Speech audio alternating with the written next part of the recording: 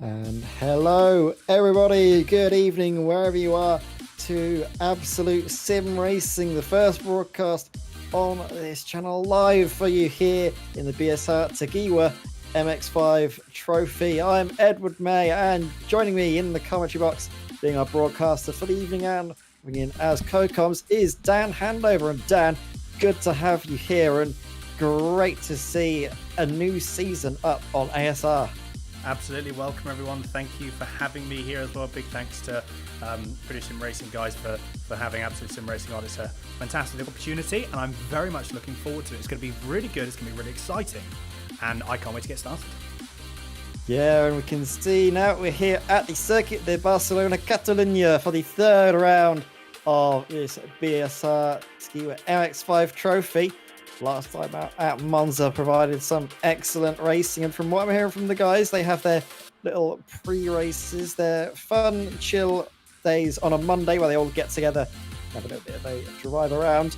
I've heard that it is an absolute blast around here in an MX5. We can find, though, what the championship standings will be looking like as the cars go around in their qualifying session. Hopefully we can get that graphic up for you. We'll be able to let you know who is leading the championship. We can see here Ben Sharp leads the field, 170 points clear of second place Arthur Panzel. Already a big margin there. Ben Sharp, there is a few question marks over him if he's able to carry on for the rest of the season with work commitments that might get in the way. And then, well, tied for second place is the Pro-Am driver Andy McEwen, and Andy's having a great run of form. 2 class victories in Monza, a circuit that really seems to benefit him. Actually, I don't think it was 2. I think it was 3 class victories for the Pro-Am driver. Great stuff from Andy. Jason Cooper there coming home in 4th place in the championship, 172 points back. So it's all close from second down to 4th, and even 5th because Dan Perry isn't far behind, only 181 points shy of the leader.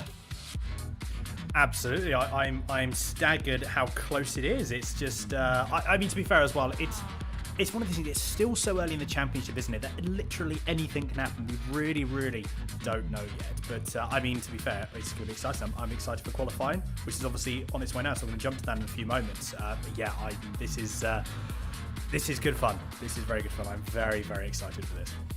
We say qualifying's on its way, but it's already underway. I think we've just gone through the first 4.5 minutes or so.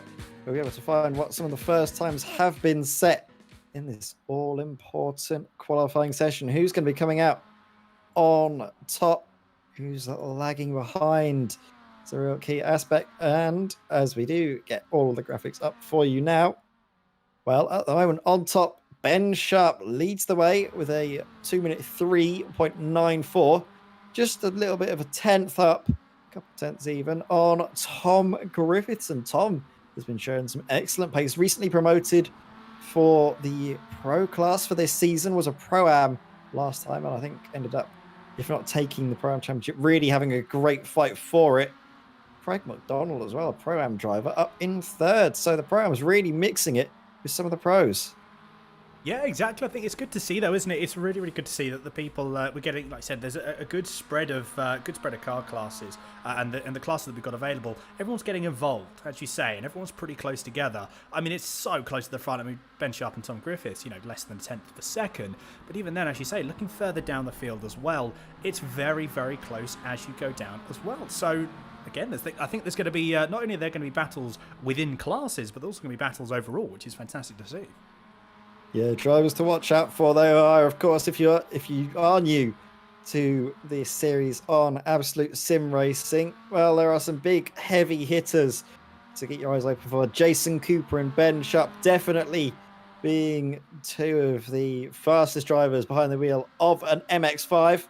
This man, Ashley Stimpson, he's going to be a good contender for the AM Championship for SimTech Racing. I don't know if he'll be classed as an AM for much longer, though, with this level of pace that he's providing this evening. As Jason Cooper, as I alluded to, one of the heavy hitters, gets the fastest time of the qualifying session so far, a 2-minute 3.57. It's a great time there being set by the Swift Cooper racing driver.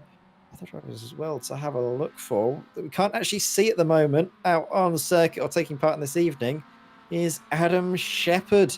I think maybe that could be real life commitments getting in the way. And when we say real life commitments, we obviously mean being down the pub after the footy.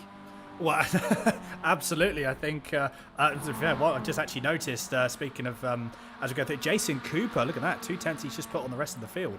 So he's currently 2 tenths now ahead of Ben Sharp. And then Tom Griffiths only half a tenth now behind. So again, it's getting even closer within the timing standings here. Yeah, I can imagine that a lot of people are probably very excited after the football. Well, it depends what side you're on, obviously. But I know from our side, Ed, we're definitely excited, aren't we? Yeah, we definitely are. We're buzzing, aren't we, after all of the action we saw on the pitch, but now we've got the action on the track, and Jason Cooper, he's really trying to wring the neck of his MX5. Tom Griffiths, though, keep your eyes open for him. He's just set a purple middle sector very quick. I think that's just been taken back by Cooper, so these two, they're going to be duking it out into the final sector for top honours in qualifying. Ben Sharp, no personal bests or session bests really being set from him at the moment, coming into this final sector, getting nicely over the curves. These MX5s can ride the curbs nicely. The one thing to really watch out for is the exit curb here. It's a nasty beast that can actually cause a little bit of damage to the car. You can hear it scraping along the alloys. Coming out of the final corner, though, we're going to get a great run, a great slipstream on board with Tom Griffiths to the line. And what will it be for Tom? I don't think he's been able to improve. In fact, he's set an identical lap time to Ben Sharp. Because, actually, I thought because he set it... Actually, yeah, because he set it later on in the session, he's losing out. Wow. Very close margins in qualifying. James King is going to come across the line, but doesn't seem to be any improvements forthcoming for the RAFE Motorsports driver.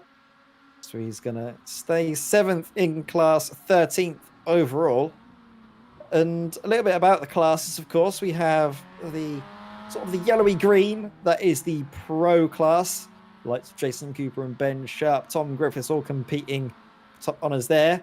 Then we come to the green class. Craig McDonald currently taking the top spot in that podium for qualifying, ahead of Nick Postens and Craig Cockrell. Then we come to the reds, where we see the AM drivers, and that would be the likes of Ashley Stimpson, Michael Linscombe Hatfield, and Matthew Connolly. Seeing drivers there out on the circuit, trying to get the fastest times, but you can see a sea of orange, which means that it's very close, isn't it, Dan? Absolutely, I think, and it's only going to get even closer, especially as well as all the drivers, they start getting used to their car, starting used to the track conditions. There's lots of things as well to take into account when it comes into not only learning a track, but you've got to try and find space as well. You think, there's only about 4.5 minutes left in qualifying, and you see these guys, they're not close in the sense of they're going to be tripping over each other, but there's still enough. You've got potentially some obscurities in your vision. You've also got another, something that's moving ahead of you. It can be a little bit tricky to sometimes pick out your braking markers depending how close people get. So it's just one thing to watch out for, making sure you make space. As we've got Tom Griffiths, he's just now gone into P2 overall, and he's 200ths, I believe that is off. Apologies. The gap between himself and Ben Sharp is 200ths of a second. So, talking about close, it's going to get even closer because Craig Cockrell, he's just gone pole in the AM category, the Pro-Am category, The Pro-Am's very quick from Craig Cockrell. He set a session best for the class in the middle sector and a personal best in the first, which was all the difference he needed to get up onto that top spot in the Pro-Ams. Other drivers as well coming through. Jordan Sirrett setting his, I think, first flying lap of the session. There have been a few drivers not taking part in this qualifying. There are racing standards that are enforced following the rounds, and I've just come off the back of a race at Monza. So, of course, we're going to have a few drivers excluded from qualifying, and it appears for the moment those are Michael Seal, Sam Smith, Stephen Cox, Nick Clibbins, James Neve, Thomas Burling, Richard Pocklington, Jeremy Scott, Luke Grunman, Arthur Pansel, Simon Robson, Colin Sansom, Shane Piggott, and I think that is the full rundown of the drivers excluded. It's a lot of drivers, but we do have a bumper grid for these BSR races. I think just about 40 cars will be expected to take part in this first race. That's a lot of cars. That is a lot of little MX5s. A lot of little MX5s. It's great fun though. Again, like being able to have the to be able to have all these little cars out on track. It's great actually as well, especially with the new updates. I think with the sequential gearbox, it's definitely pulled something out. I think for people, it's actually given, whether it's given the cars like a new lease of life, I suppose, in the way to put it. I'm not entirely sure. I might be thinking of that wrongly, but it's just, I think it's brought them up to the modern age in terms of what they are. Because it follows now, I believe, correct me if I'm wrong, Ed, but the actual IMSA support race that they have in the MX5 now with these global MX5 cars, they actually have sequential gearboxes. So it's good to see that, again, iRacing continuing to update the cars as they go. Yeah, they are. There's been, like you said, a few different changes with how it downshifts, less engine braking, of course, which some of the drivers have been thrown off a bit by. But another change that some of the drivers are even getting into is the fact that iRacing might have actually modelled the little sort of the mesh you can see on the left-hand side of I think the driver's cockpit. There's like a little bit of fabric that flaps around. You can see it there on the right-hand side. The drivers have actually noticed that that's got a little bit more movement to it that's been throwing them off a little bit. They see that constantly in their vision and been throwing a few drivers off. Ben Sharp was actually talking to us earlier about all of that, wasn't he, Dan? Yeah, he was actually. It's an interesting thing. It's amazing, isn't it, how such a small little thing can really, really upset sort of the balance of your general driving style. And it takes a little bit of time to adapt, especially if you've got something that you're used to, obviously not moving or there's not much movement, to then have additional movement, additional sort of position changes. It's amazing how it can really all sort of like settle in and disrupt, your driving style. But again, these guys, I'm sure they're experienced enough, so they will be getting used to it, I'm sure, very, very quickly. Well, I think, to be fair, with how close the grid is at the moment, I think they're going to have to. Yeah, we will. So, as we come on board with Adam Fox running a little bit wide there through tight left-hander, much tighter than you expect, however, for the Formula One season and for future races. They've opened that corner out a little bit, so maybe in the future Adam Fox won't find that corner. So, taxing. Another corner, though, that drivers can find tricky is this left-hander. We're seeing Douglas Stewart trying to navigate here, and he's a Svicky Racing driver driving in the same team that Arthur Pansel actually races in. And Arthur, a lot of the drivers are quite surprised by his pace, and we'll see him in the first race, considering that he runs on a controller. I tell you what, that is impressive. That's very, very impressive. It's a tough one. iRacing is difficult at the best of times, let alone when you're on a controller. That is seriously impressive. Douglas Stewart, though, he's really using the circuit, isn't he? We just saw him coming through the left-hander. I think that could be a invalidation of a lap, and you can see him getting well out of the way for a car down his inside. I'm not quite sure who that is. That looks to be one of the REF Motorsport cars, and is that the 77 of Anthony Beck? Yes, it is. So Anthony Beck is going to complete his final qualifying lap as the checker flag has been waved. The clock has ticked past 50 minutes. He doesn't opt to complete the lap, however, chooses to go down on the run into the pit lane. Hopefully you won't need to use that in the race. No pit stops needed for the drivers, only 15-minute sprint races, and a little bit more about the format, of course, as we come towards the end of qualifying. 4 races for you this evening on Absolute Sim Racing. Ben Sharp there crosses the line. Third place is the best that he can muster for the moment, starting at the front of the second row. But the first race is obviously determined by qualifying. The final 3 races of the evening are determined by a wonderful little thing we'll bring up to you. And I think for the first time ever on Absolute Sim Racing, we will have a reverse grid spinning wheel.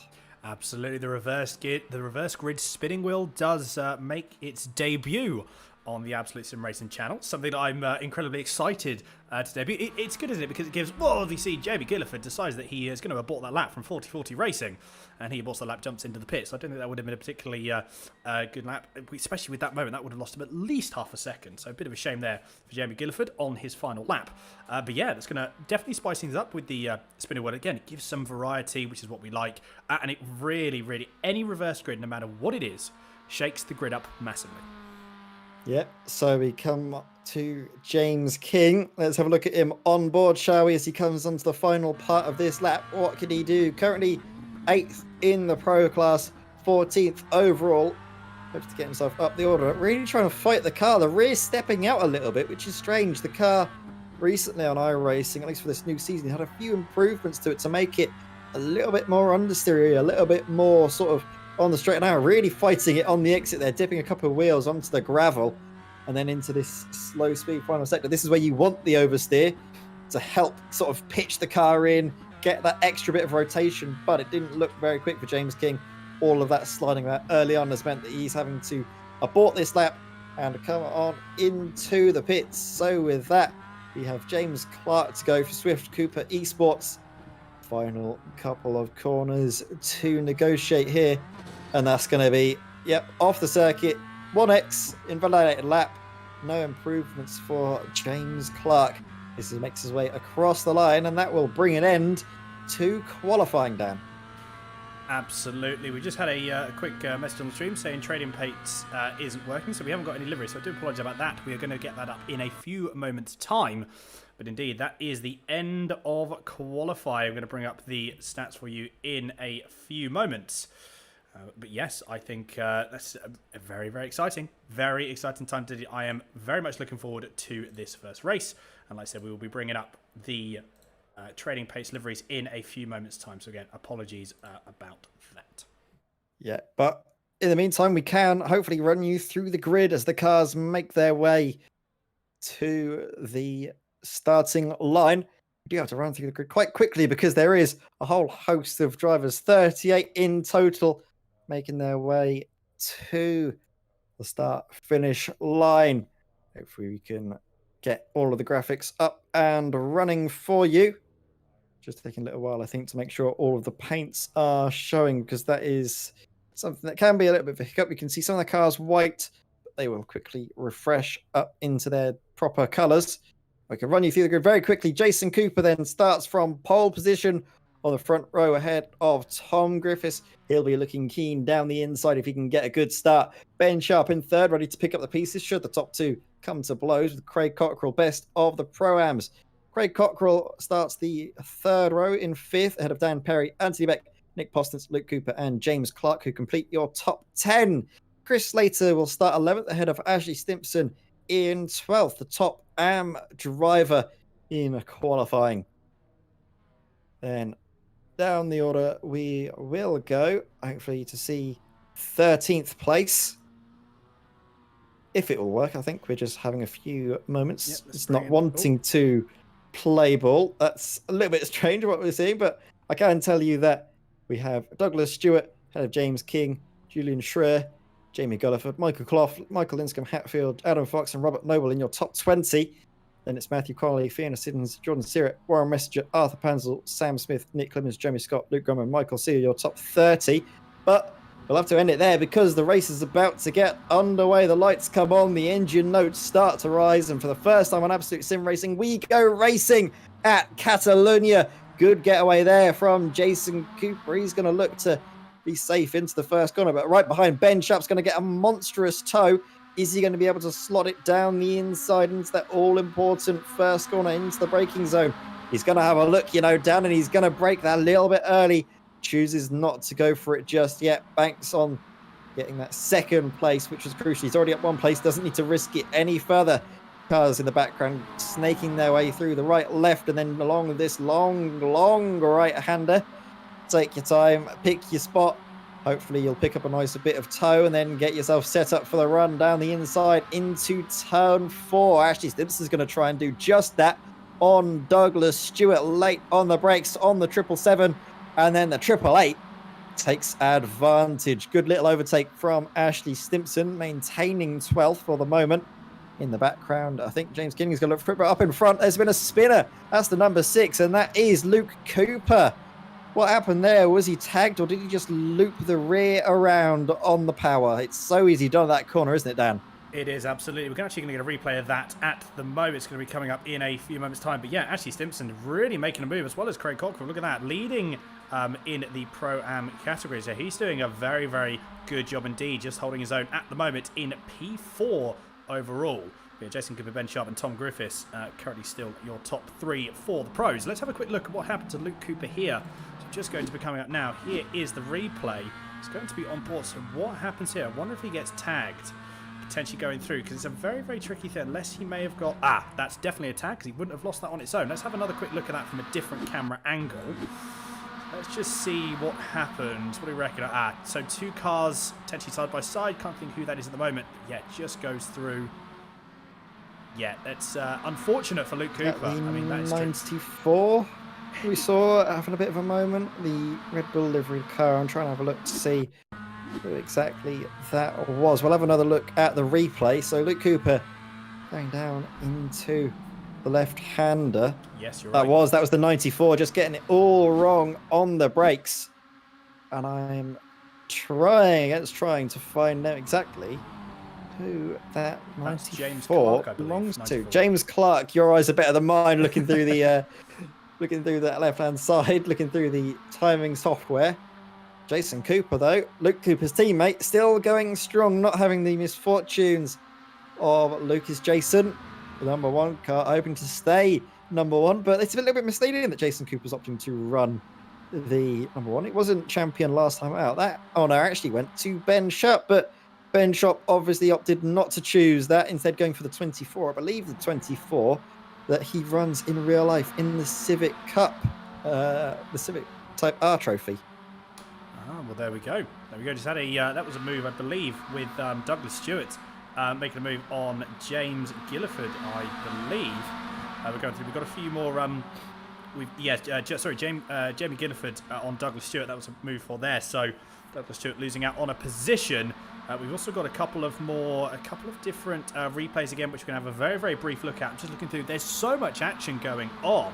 You can see the intervals here. So for anyone that doesn't know, the interval times, if they're in yellow, they're within a second. If they are orange, they're within half a second. As you can see, half of the grid and half of your timing tower is orange and yellow. So it goes to show how much battling we've got going on here. One of the closest ones we've got at the moment is between Sam Smith and who is that behind? That is Simon Robinson. Behind, actually, no, probably it's Richard Pocklington. Just with the train, I think Robert Noble is actually leading this sort of small little train at the moment, and again, it's so close. Jumps over the curb, does Richard Pocklington. So again, these guys really utilising as much of the track as they possibly can. Yeah, but you've got to find any advantage you can, especially when the field and the level of competition is so close. And as we see a spinner there, that is, like you mentioned, very good eye. And Fox getting it all wrong out with the final chicane. Dropping down the order. One of the hot prospects in the AM Championship last year, but bumped up to Pro-Am. And what happens? Just tags the right rear over the curb. It was such a good line, but it's just that little inch wrong. And it's a slight misjudgment that ends him, unfortunately, down the order, having that spin as we see James King coming to blows with Ashley Stimpson. Ashley is having a great race. I'll be surprised if he is in the AM category for so long, because he's definitely mixing it up there. A definite candidate to be bumped up to Pro-Am at the very least. Absolutely, yeah. We just had an overtake here as well. Stephen Cox passing Fiona Siddons. Let's just have a quick look at the replay that we've got there of the overtake. Where is it going to be? Going through into turn 1. This is going to be a pretty, I'm sure, a very easy look at that. Doesn't even makes the overtake even before turn 1. So very, very good move there. As we go back to your live screens again, there is action absolutely everywhere. One of the ones that I'd like to very, very quickly look at. Actually, there's just so much action everywhere. I said we've actually got a very, very close battle as well. Still going on between.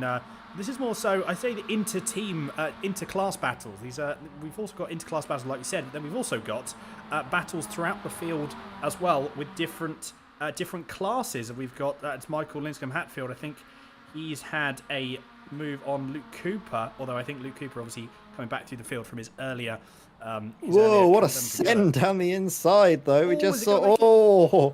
Richard Pocklington go for it down the inside of the number 17, Simon Robson, as the number 33 gets it all wrong. That was Sean Duffy, who's trying to hold the inside to keep Richard Pocklington at bay. It's all starting to kick off there, and arriving at the scene is Michael Seal, a driver that started way away from the back. Up five places so far this race. So come on, Dan. We just had Craig McDonald and Ashley Stimpson. They've both had, you just saw the cars in the background there. We're going to again have an instant replay of that going on now. What is it going to be? Is it going to be the two drivers coming together? It's the number 85, so it may very well be the number 85 on the 888. Oh, two cars don't go into one space, unfortunately. And that was a little bit of a shame. I believe it was the 888 of Ashley Stimpson. So, yes, a little bit of a shame there as we go back to the live cameras. And this is just a sea of cars. There's a bit of contact again between Simon Robson. I'm trying to think who that was. That could have been Michael Seal, I believe, that had a little bit of contact there. Again, 5 cars not going into one space, unfortunately, but everyone manages to keep going. No harm, no foul. But again, they've got 2 different classes racing against each other as well as racing against themselves. So, again, it's very, very close indeed. It's also getting a bit closer at the front that we've just seen. Gap's really starting to come down as well. It's still hovering around the 3/10, but it's going down to a 10th as well in some cases. So I think with halfway to go, Ed, this is a battle that's really going to hot up as well as we see someone off in the distance. Who is that? Luke Grunman, I think. Luke Grunman off the road, dropping down the order. Unfortunate there. We're going to see Rust Bucket Racing team car just getting a bump up the rear. And was that from the 888 of Ashley Stimpson? That was definitely one of the, I think, Simtech Racing cars getting involved in the mix and maybe outbraking himself as whoa, 2-wheel moment. So Robson desperately trying to cling on to that third position in class. But he might lose that. Actually, he's got the bad run out of the corner. Down the inside goes Michael Seal. An opportunistic dive as well from Jomi Scott, taking that place. Good little move from Jomi on the inside. Then in the background, the 85 wants a piece of the action. Craig McDonald again arriving on the scene and looking for the move. This time around the outside of that long, sweeping right-hander. Not able to keep it there. And then look, it's, well, just like the M4 on a Friday night, everyone's desperate to get home for work and they're all chopping and changing one another, trying to find any space through massive traffic jam. But thankfully, no incidents blocking the road. No, this is very true. But again, Luke Grumley's actually just lost out on another position, I believe, to Adam Fox. So Adam Fox has decided that he's going to say thank you very much. He's not going to take a second invitation. And off he goes. So he's made another position. But look at that. Luke Grumman already making a move back. Coming down. He's got a good toe. He's obviously got a very, very good run on the exit. Is it going to be a drag race down into turn 1? Last of the late breakers. Who is it going to be? Is it going to be Luke Grumman? I think it might very well be. He's on the inside. That's a late move if I ever saw one. Oh, he runs a little bit wide. Just brakes a little bit too late. And unfortunately, himself and Adam Fox both go off. I think, unfortunately, that Luke Grumman did fare off worse. He did indeed. Yeah, he did. So he lost out on one place. Could be losing out on the second one with the bad run out of that first and second corner complex. Meanwhile, we cardboard with Julian Schreur. Julian is actually a newcomer to the series. Haven't seen him at all this season. Good to finally see him out on circuit. He's in the 444 for Spicky Racing. You can see, well, it's Spicky Racing against the lone Shane Piggott at the moment. You can see what a beautiful shot that is. We can maybe get some camera angles for Spicky Racing. You can find Arthur Panzel, Julian Schreur, and Shane Piggott out on circuit together. Hard on the brakes though, down the inside. Shane Piggott goes for the move. Isn't able to capitalise, but then a bit of a moment there for Julian into tight left-hander, runs wide. Shane takes that chance and goes for it. But again, Arthur Panzel is going to say it all season long, but this man's racing on a controller. And if we go on board with him, you can see that his inputs are anything but we won't go on board for him. In fact, we'll see this. Jason Cooper and Ben Sharp fighting for the lead with 5 minutes to go in this race. Jason down the inside. He's got the slipstream out of the final corner. Wheel to wheel into the first they go. Hard onto the brakes. And I think we're going to see Jason Cooper just about taking the position. A little bit of door-to-door, proper touring car style door banging there. And this race could certainly go any which way for the top 3 spots on the podium. Dan Perry is definitely looking keen in the background. But also, most importantly, all drivers for different teams, no team orders whatsoever. It's going to be a good, hard fight till the end of the race. It is indeed. It's going to be close. It's going to be fierce, I'm sure. This is only the first race, bear in mind. We've got another 3 to go after this. And again, this is going to be, that's Daniel Perry. He's very, very late on the brakes. Very good on the brakes indeed as he comes onto the exit going through turn 5. Loses a little bit of time though, but again, they'll all concertina up as they go down now into turn 6, 7. And then again, Dan Perry very, very late on the brakes, but he's managing to get the car stopped. So he's obviously got this new braking down to a T, because as you say, less engine braking now with the sequential gearbox. So the drivers have to work the brakes a little bit harder. So it's one thing they do have to take into consideration. Again, so much action going through. One of the bits of action that I still want to see going forward, we've actually just had an overtake. That was James King passing. Ben Sharp's made a mistake, though, into that left-hander. He almost got into the back of Jason Cooper, did very well to avoid contact with our race leader. That almost ended in tears, but instead it's ended in Ben Sharp's tears, losing out 2 places down into a 4th place. That's promoted Dan Perry up to the podium, and we're going to see exactly what happens. He just gets all sorts out of shape and trying to fight it back onto the corner. Massive amounts of oversteer back on the throttle, and really unfortunate for Ben Sharp, but he's still in the fight. We're going to have, I think, 2 laps still to go. The lap time is around about just over 2 minutes, and with 2 minutes 20, 2 minutes 30 to go in the race, we should be able to fit a couple more laps in yet. As we come back to a bit of fighting further down the field, and we can see Warren Messenger for 88 Tech. Indeed, Warren Messenger. He's actually just been, he's got Luke Cooper in front of him, but also actually Luke Cooper said that he's just passed. This actually might play into the hands of Luke Cooper quite, sorry, not Luke Cooper. This might play into the hands of Warren Messenger quite nicely, because look at that now. The gap's only 0.6 of a second between himself and Michael Linscomb Hatfield. So this may be a little bit of a battle going in as we see Lincomb Hatfield come now into the pits. That's a free position for Warren Messenger. I'm not sure he's going to be complaining at that too much, but look at this here. What's going on at the moment? This is going to be Richard Pocklington versus that is, I believe that was Stephen Cox. But then look at that Stephen behind, Cox. Sean Duffy. Ooh. Stephen Cox, you can see there in the blue and the yellow, very distinct Rapid Motorsport car there.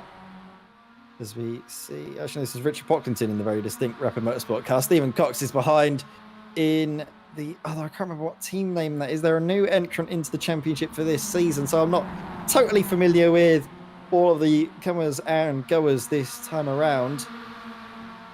You can see a great little tussle, though, aren't there? 4 cars all fighting on track, and then up in front, it's these top 2 for position. Tom Griffiths up into the lead of the race. Jason Cooper, though, fighting back along the inside. He doesn't want to give up the lead just yet. Down the inside, Dan Perry's going to look, but then that's going to turn to the outside, and is Ben Sharp going to have a look? You can bet your bottom dollar that he will. Gets a little bit of a run on him, maybe into this final chicane complex. He could be in with a chance, but all of this squabbling, all this 2 wide moments is allowing Jason Cooper a little bit of breathing space. They managed to sort it out from amongst each other. They realise maybe now's not the best time to fight, and there's definitely not the best time for Dan Perry to get a poor run out of the final couple of corners, because Ben Sharp's going to seize that chance and absolutely go for it now. He can see that he's in the podium places. A race victory, though, could be out of the question as Jason Cooper's got over a second to the front. Ben Sharp in the slipstream, dips to the outside. Hopefully going to be able to hang it around there to get to the inside. But look at this.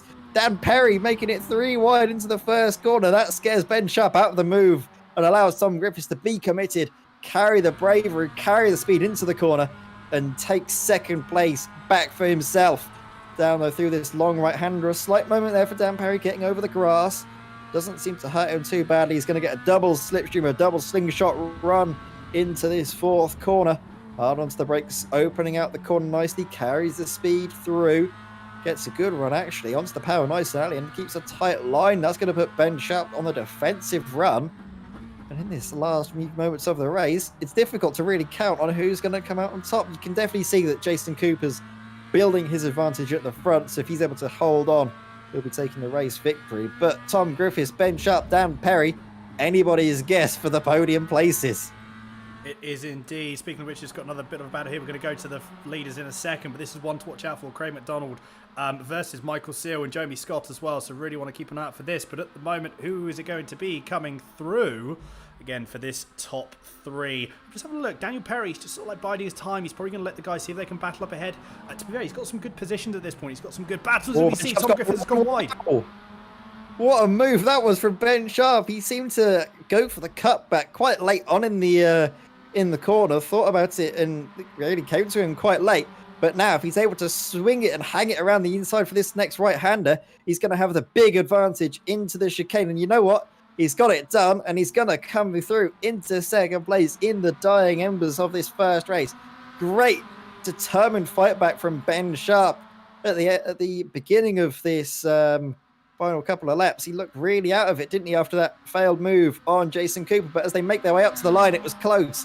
Tom Griffiths got the slipstream out of the corner, but Ben held firm and held strong to take second place. Tom Griffiths there coming home in third, completing the podium.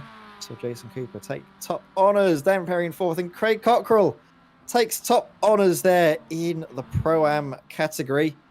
Actually, I've seen that top honours in the AMs didn't go the way of Ashley Stimpson. I think Ashley Stimpson must have been involved in some sort of a moment, because Simon Robson is the driver that will come through to take the AM class victory. The number 17 finishing 21st overall gets a good class victory to his name. A few drivers as well still at the end of this race waiting to come through. Colin Sansom just ahead of Jordan Sirrett, and these are the final couple of finishers. And when these two cross the line, we'll be able to get up the all-important spinning reverse grid wheel to give the admins enough time to get the next server up. This is actually what happened to Ashley Stimpson here. So this was the battle coming through. I think this is turn 8. Very, very fast. Ooh. And just tags the back. I believe that was Michael Seal, actually. So not ideal for Michael Seal. Let's just have a look at the quick replay for Michael Seal. It was indeed. Yes, this is on board now with Michael Seal. What happened? Just goes into the position. Yeah, it does leave a bit of room. Ooh. And just goes around. So not ideal at all. But that would be why we saw that there. Yeah, unfortunate there for the pair of them. Their races were going very well, but just didn't work out in the end. And now they've come to the end of the race. Let's get the all-important reverse grid spinning wheel ready for the results, because if we run through, I think, the finishing results, the drivers don't have enough time to get the next session up for us. So hopefully we get that up nicely, and you can do the honors, Dan. You can spin the wheel. Let us give it a go. The inaugural spin for the spinning wheel. I'm very excited to do this. Here we go. What is it going to be? And we do have...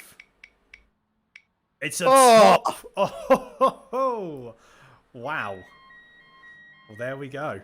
The first time, it does not disappoint, does it? A full reverse grid for the first broadcast with it on Absolute Sim Racing. And, well, with that, will you do us the honours? You've done the wheel. Would you like to do the finishing order for the first race of the evening, Dan? Absolutely. Let us have a quick look here. So here are your results. So we do have Jason Cooper taking the overall race win with Ben Sharp in P2 and Tom Griffiths in P3. Daniel Perry, P4 with Craig Cockrell in P5. Chris Slater, 6th. Anthony Beck, 7th. Nick Postant in 8th. James King in 9th with James Clark rounding out to the top 10 overall. Nick Clibbens in P11. Arthur Panzel in P12. Shane Piggott in 13th. Jamie Gilliford, 14th. Douglas Stewart, 15th. Julian Schroer in 16th. Sam Smith, 17th. And Robert Noble in 18th. And as we move a little bit further down the order, here we go. Joby Scott, 19th. Craig McDonald, P20 with Simon Robson, P21. Adam Fox, P22. Sean Duffy, P23 with Michael Clough in P24. Fiona Siddons, P25. Stephen Cox, P26.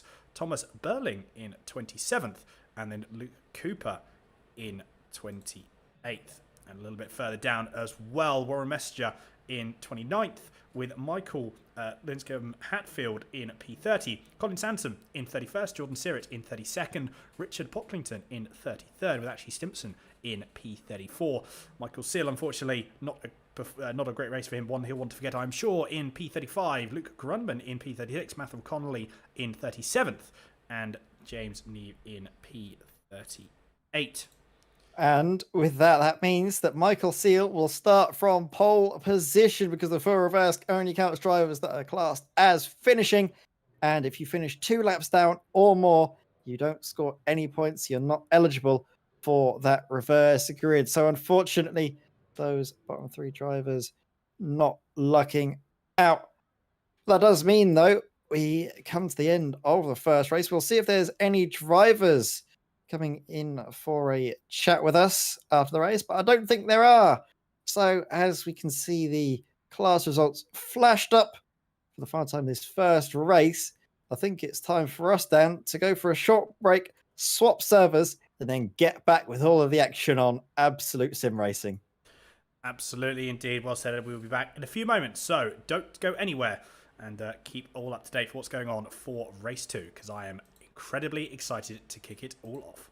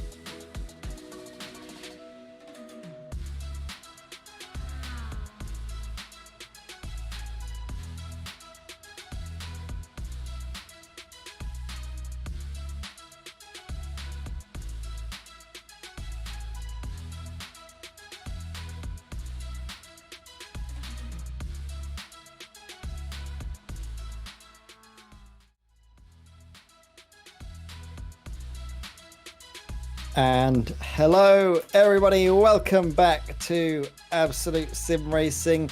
Here again from the circuit of Barcelona, Catalonia. The second race of the evening is about to get underway very shortly. We come off the back of a first race that had all of the action, didn't it, Dan? Start to finish.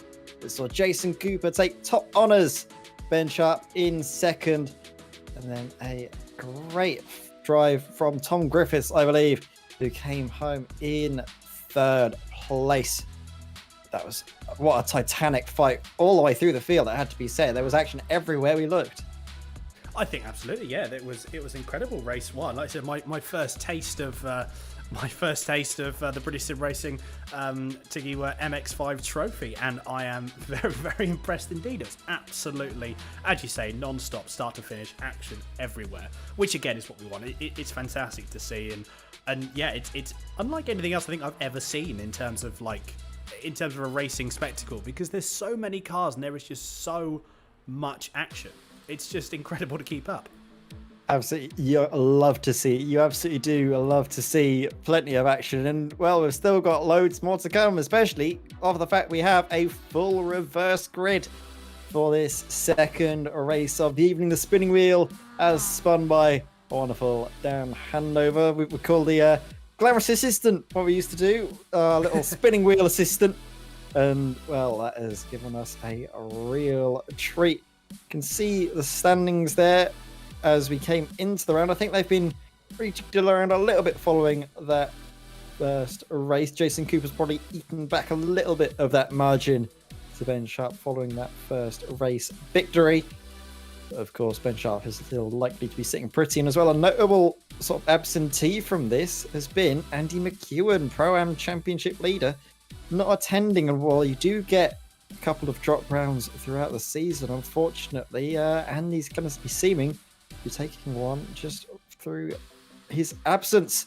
But let's go to the grid for the second time this evening. Michael Seal, the 4040 Racing on pole position ahead of Ashley Stimpson, Richard Pocklington, Jordan Sirrett, Colin Sansom, Michael Lidscombe, Hatfield, Warren Messenger, Luke Cooper, Thomas Burling, and Stephen Coxon beating your top 10, with Fiona Simmons 11th, Michael Clough 12th. You have to run through it fairly quickly because we only have a minute. Adam Fox, Craig McDonald, Jamie Scott, Robert Noble, Sam Smith, Julian Schroer, Douglas Stewart, Jamie Gulliford, Shane Piggott, Arthur Panzel, Nick Clibbins, and James Clark there in 24th. Then the final page: James King, Nick Posters, Anthony Beck, Chris Slater, Craig Cockrell, Dan Perry, Tom Griffiths, Ben Sharp, Jason Cooper, Luke Grunman, and James Neve. But the cars are about to get underway. I think the lights might be coming on, but notably, a lot of the top drivers at the front, Michael Seal, pole sitter, excluded from qualifying, not taking the start. So it's going to be a clear run for Ashley Stimpson into the first corner. There's been a jump start in the background. I think that's Jordan Sirrett. That was Jordan Sirrett. As the cars get underway, Jordan Sirrett with a jump start. That'll be a run through the pits for sure.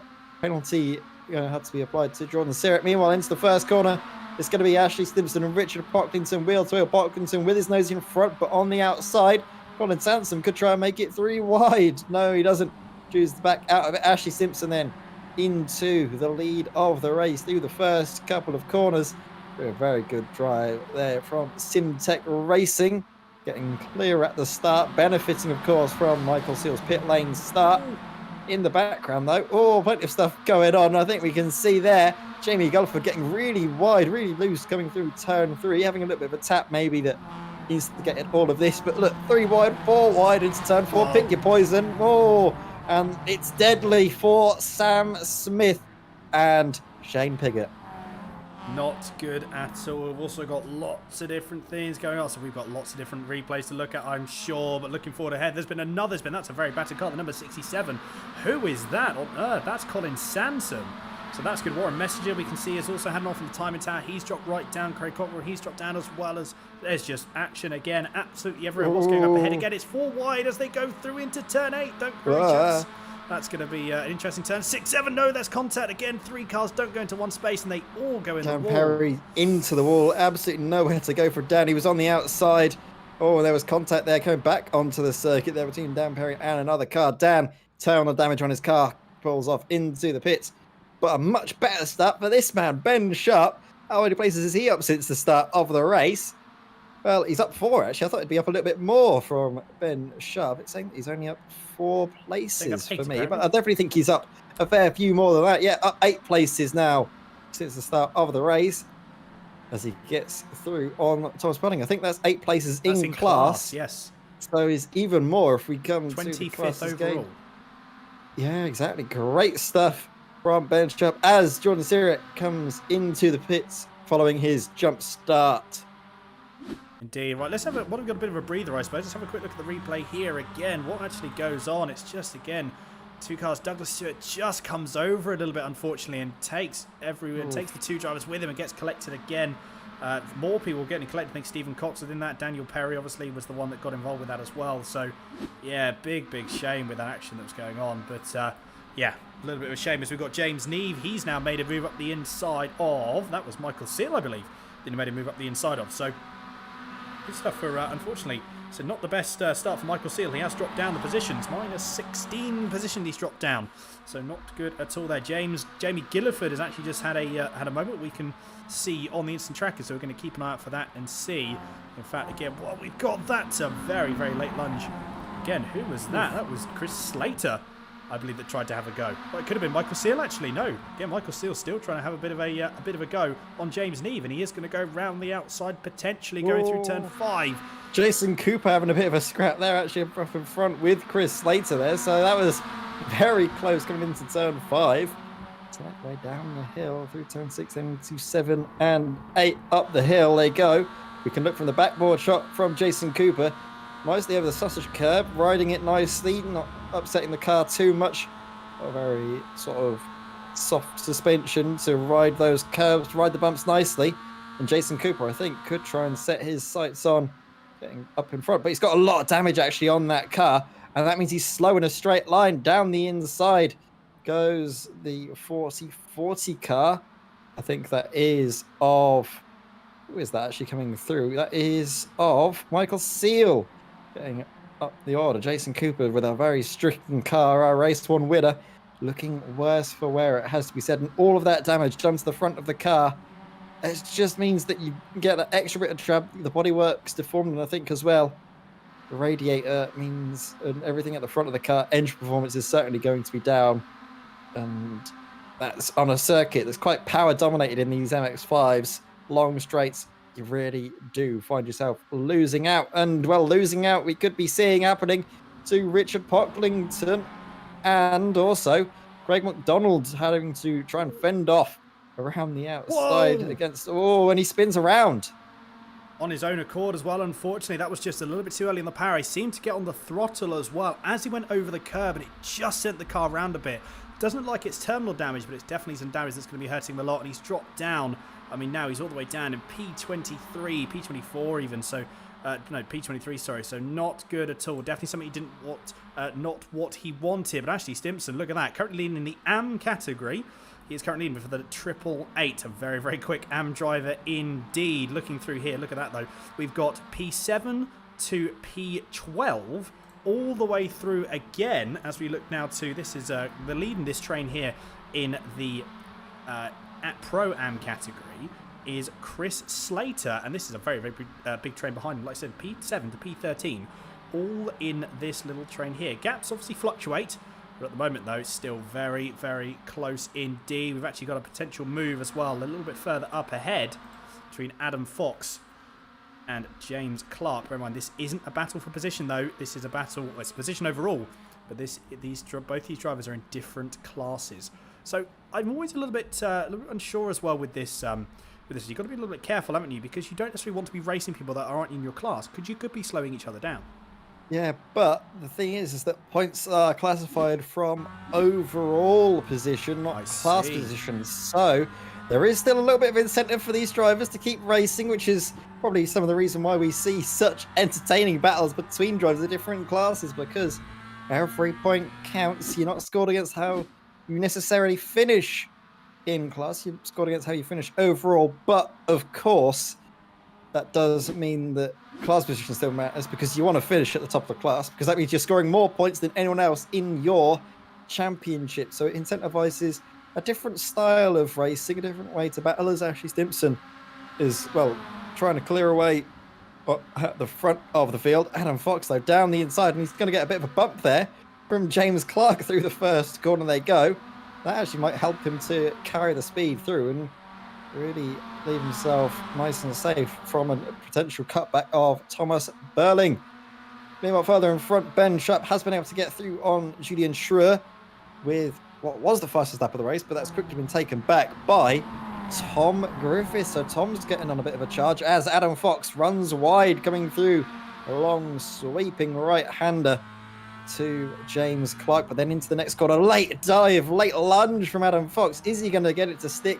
You know what? He has. What a great little move that was from the Year 1 TV driver, but it's not done yet. James Clark fights back all the way down the hill. Surprisingly, there's a lot of elevation change at Catalonia. You might not think about it, but actually, the run from the top of, I believe, turn 14 on the run down into the final chicane, all the way into the first corner, is the same elevation change you get from the start-finish line up to the top of the Kota first corner. Wow. I didn't know that, actually. That's an impressive fact there, Ed. That's definitely a fact that you will know of that one time in the pub quiz that just randomly pops up. A bit more of a specific one, though, admittedly, as it's based on cars. Chris Slater, though, he's now up the inside of... Sorry, I was just going to say that it's a bit of a fact that you find out when you've done endurance commentating around here before, so... You can tell that we've been doing comms for a little while at this. You have to find something to talk about, but we don't need to worry too much about that because the racing is something that's really taking the centre stage. Chris Slater just got passed there by Robert Noble, and that was for 6th place in Pro-Am as Michael Seale's going to go for a move into the slipstream. He's going to be forced to go the long way around, bumps him along, and then actually picks up a little bit of slipstream from the car in front. Around the outside into the first corner, it's always difficult to get it to stick in. Well, we're seeing that really on display here. Michael Seal not able to get past, but the drive through the rest of the corner is very good. And into the long turn 3 could be potential for moves into turn 4. Like we saw Ben Sharp making a move into turn 4. He's in the pro class lead and looking for the overall race lead with 5 minutes still to go in this race. And Ashley Stimpson still to overtake. Absolutely, yeah. Ben Sharp, like I said, he has moved up into PT. He's already caught up Ashley Stimpson. So this is going to be places since the start of the race as well. He is actually, yeah, very, very true. He's a man on a mission. This could be very well the 31st place that he needs. It's not going to be too long before he's going to be in a position where he's going to try and at least make a move. Might be coming down now into turn 10 that we can see here. He's going to have to be late on the brakes, so I don't quite think he's close enough, although I say that he might very well be. He comes out of the slipstream. Is it going to be a last move late on the brakes? No, he decides to back out of it for this lap. I think, to be fair, he might be trying to work together at this point to try and pull away from Michael Clough. So we have to see how that develops as we go along. But again, battling all the way up and down the field. Again, we've got a big long train from P4 in the Pro-Am class all the way to P9 from Adam Fox to James Neve. But one of the closer battles we can actually see if we're going on to now. Again, look how close this is. It's just one big long MX5 as we can see here. So this is, I mean, look at that train there. You do not get that anywhere else. So Chris Slater, he is currently actually Robert Noble is leading this train. Thomas Burling is actually a little bit further up ahead. So you can see just gone out of shot now. Robert Noble is leading this very, very long train. But this does mean, though, one mistake here, Ed, and that's a lot of positions gone. Yeah, we call this the Catalonia Caterpillar, as they another endurance term. No, that's just what I've just thought of at the moment. But they carve it through, don't they?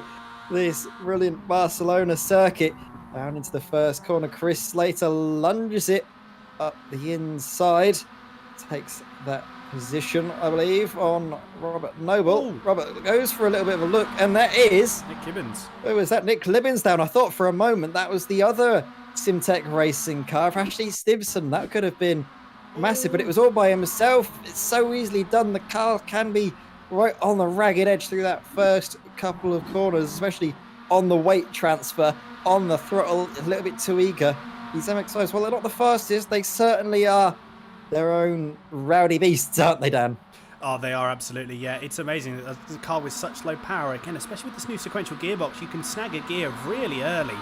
Naturally, the sequential gearbox is so fast. If you snag a gear mid-corner, it can almost put a little bit of stress through the diff, a little bit of stress through the gearbox, obviously, a bit more power dump, and all of a sudden you have this big surge of power that goes through, and it can, it can actually, as we have seen here, I think it's caught a couple of people out. So Luke Cooper, though, did just make a move, I believe, as we go through. It was Shane Piggott actually past Luke Cooper, as we can see there as he goes back for the move. Unfortunately, doesn't quite make it stick, though. It's going to be close, though. It's actually going to be very close. Do you know what? I think he's actually... apologies. It's Luke Grumman that's trying to make a move on him. Bit of contact there as well, as Luke Grumman tries to get by. But yeah, Shane Piggott did make the move on Luke Cooper. Back in turn 5, I believe it was.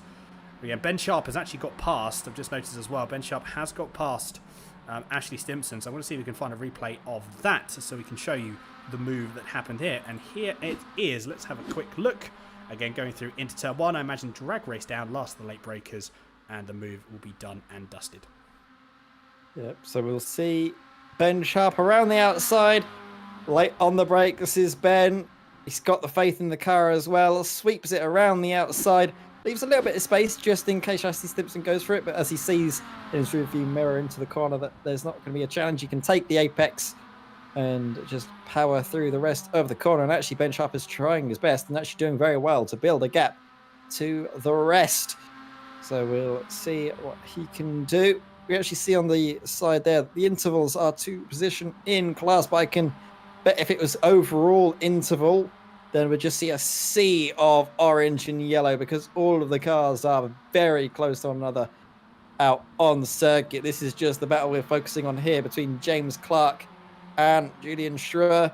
Julian, like we say, newcomer to the series, his first round at Catalonia, and he's certainly not disappointing, is he? Up 13 places and, well, flying the flag for Spicky Racing, currently ahead of, well, one of the main drivers of, well, I can't see him at the moment. For some reason, he's not running the 777 as he often does. Where is Arthur Panzel at the moment? Arthur Panzel is actually running the 222 this time around. There he is there. Arthur Panzel coming down. He's a bit I think maybe he is running the 777. Maybe he's always run the 222, and I've got him confused with something else. I know that Spicky Racing run triple numbers. Maybe it is Arthur Panzel, Douglas Stewart, and Julian Schroer, I believe, all Spicky Racing drivers. They're not having the best of evenings, though. He's shown good pace earlier on, but just hasn't been able to, I think, get the luck of the green going his way. Further up the field, though, look at this. We follow Luke Cooper, kind of at the back of this long train and all crunching over the curbs on the exit as we do start the final lap of the race for these drivers. Luke Grumman's going to see a chance for a move, and you know what?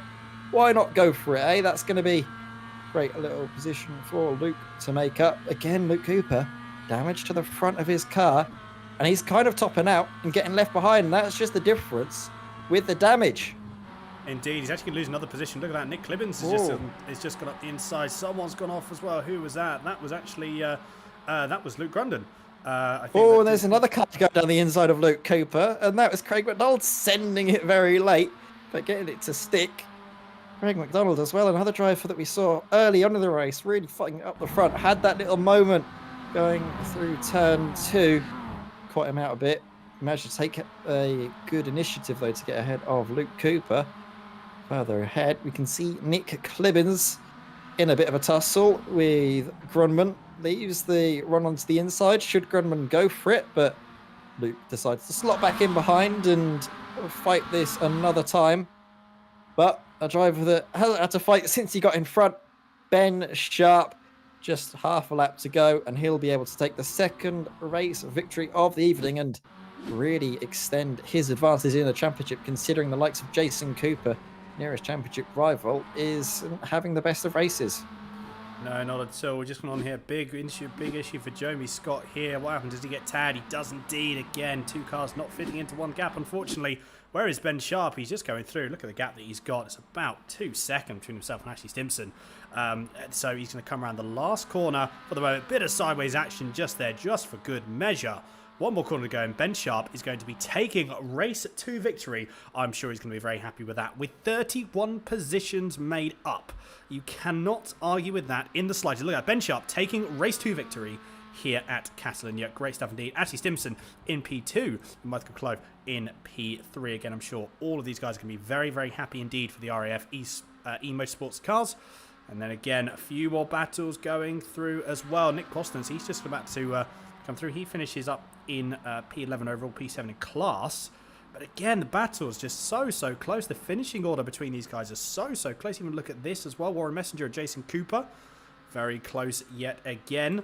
And this is going to be an interesting battle going through because these guys haven't finished yet. But Colin Sansom and Jordan Sirrett, that these guys have seen better days. So apologies. Anthony Beggars, Colin Sansom has a moment, unfortunately, there going through turn 10.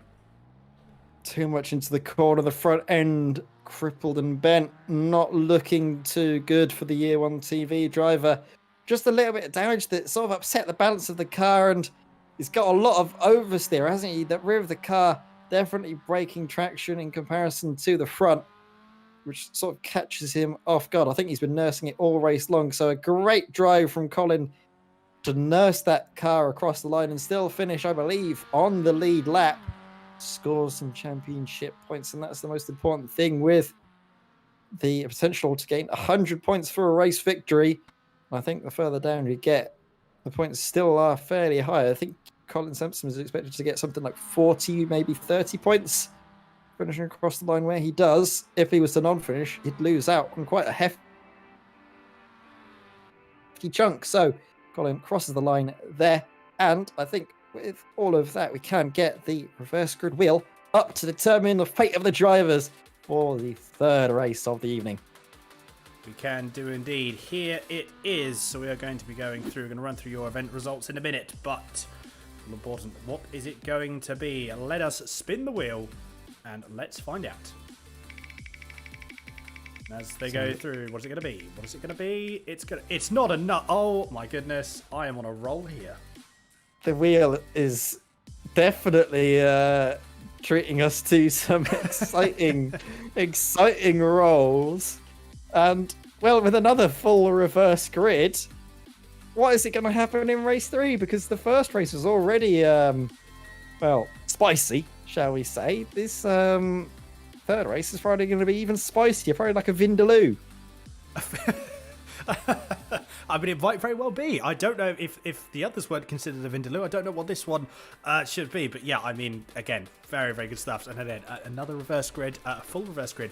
Not going to complain of that at all. But here are your official results here for race 2. So Ben Sharp in P, overall taking the race win. Ashley Stimson, very good run in the AM category there in P2. Michael Clough in P3. James Clark 4th. Julian Schroer 5th. Richard Pocklington in 6th, with Chris Slater in P7. Michael Seal in P8, Adam Fox 9th, and Jamie Neve in P10.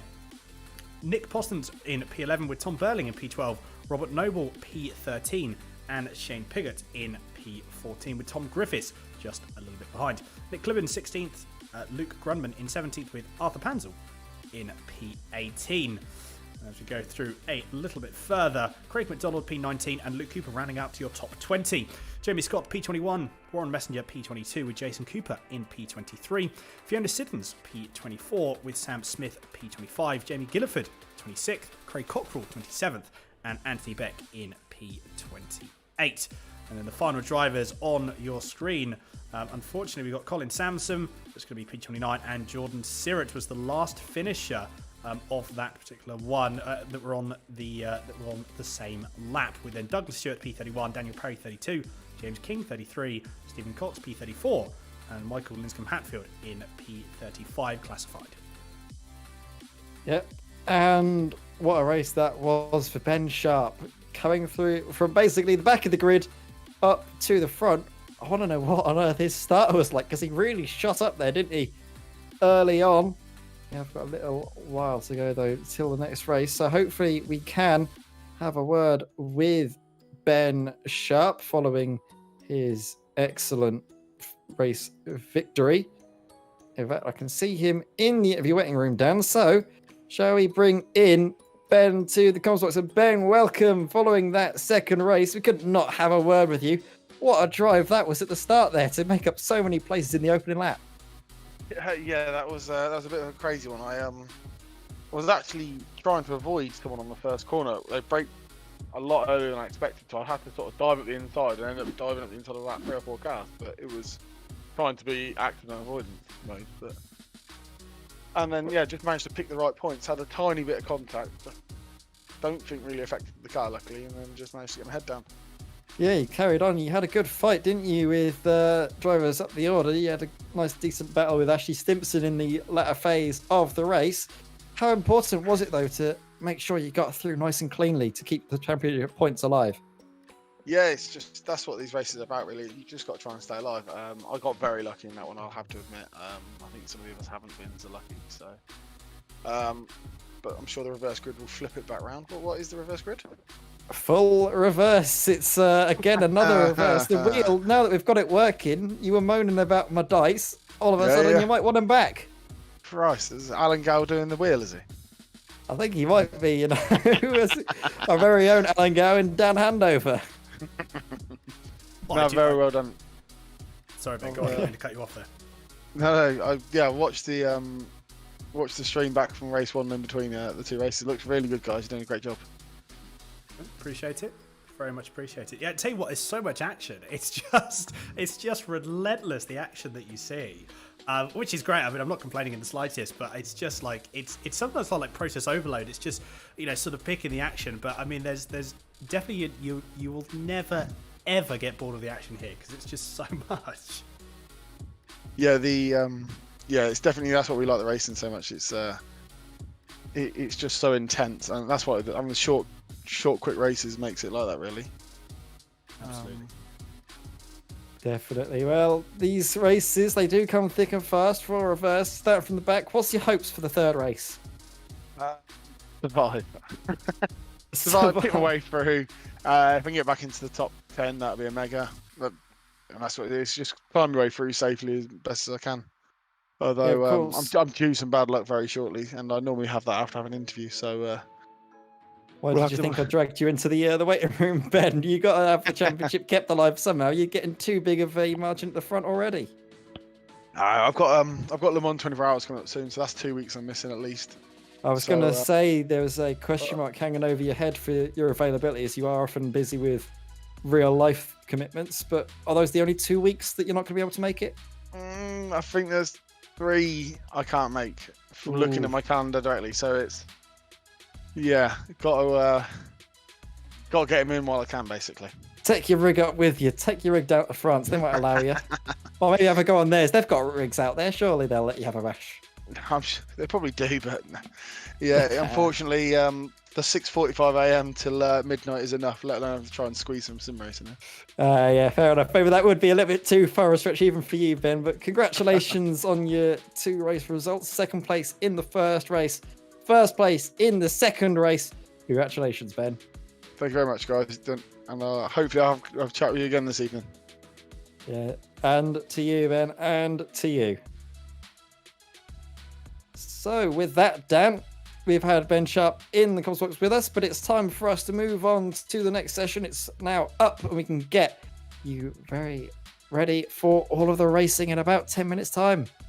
We can do indeed. Very excited to kick off. But yeah, it's going to be good fun. If there's anything to go by with the last 2 rounds, the last 2 races, it's going to be very, very exciting indeed. So, as I said, don't go anywhere. We'll be back very, very soon for race 3 of round 3 of the Catalunya BSR Tegiwa MX5 trophy. Don't go anywhere.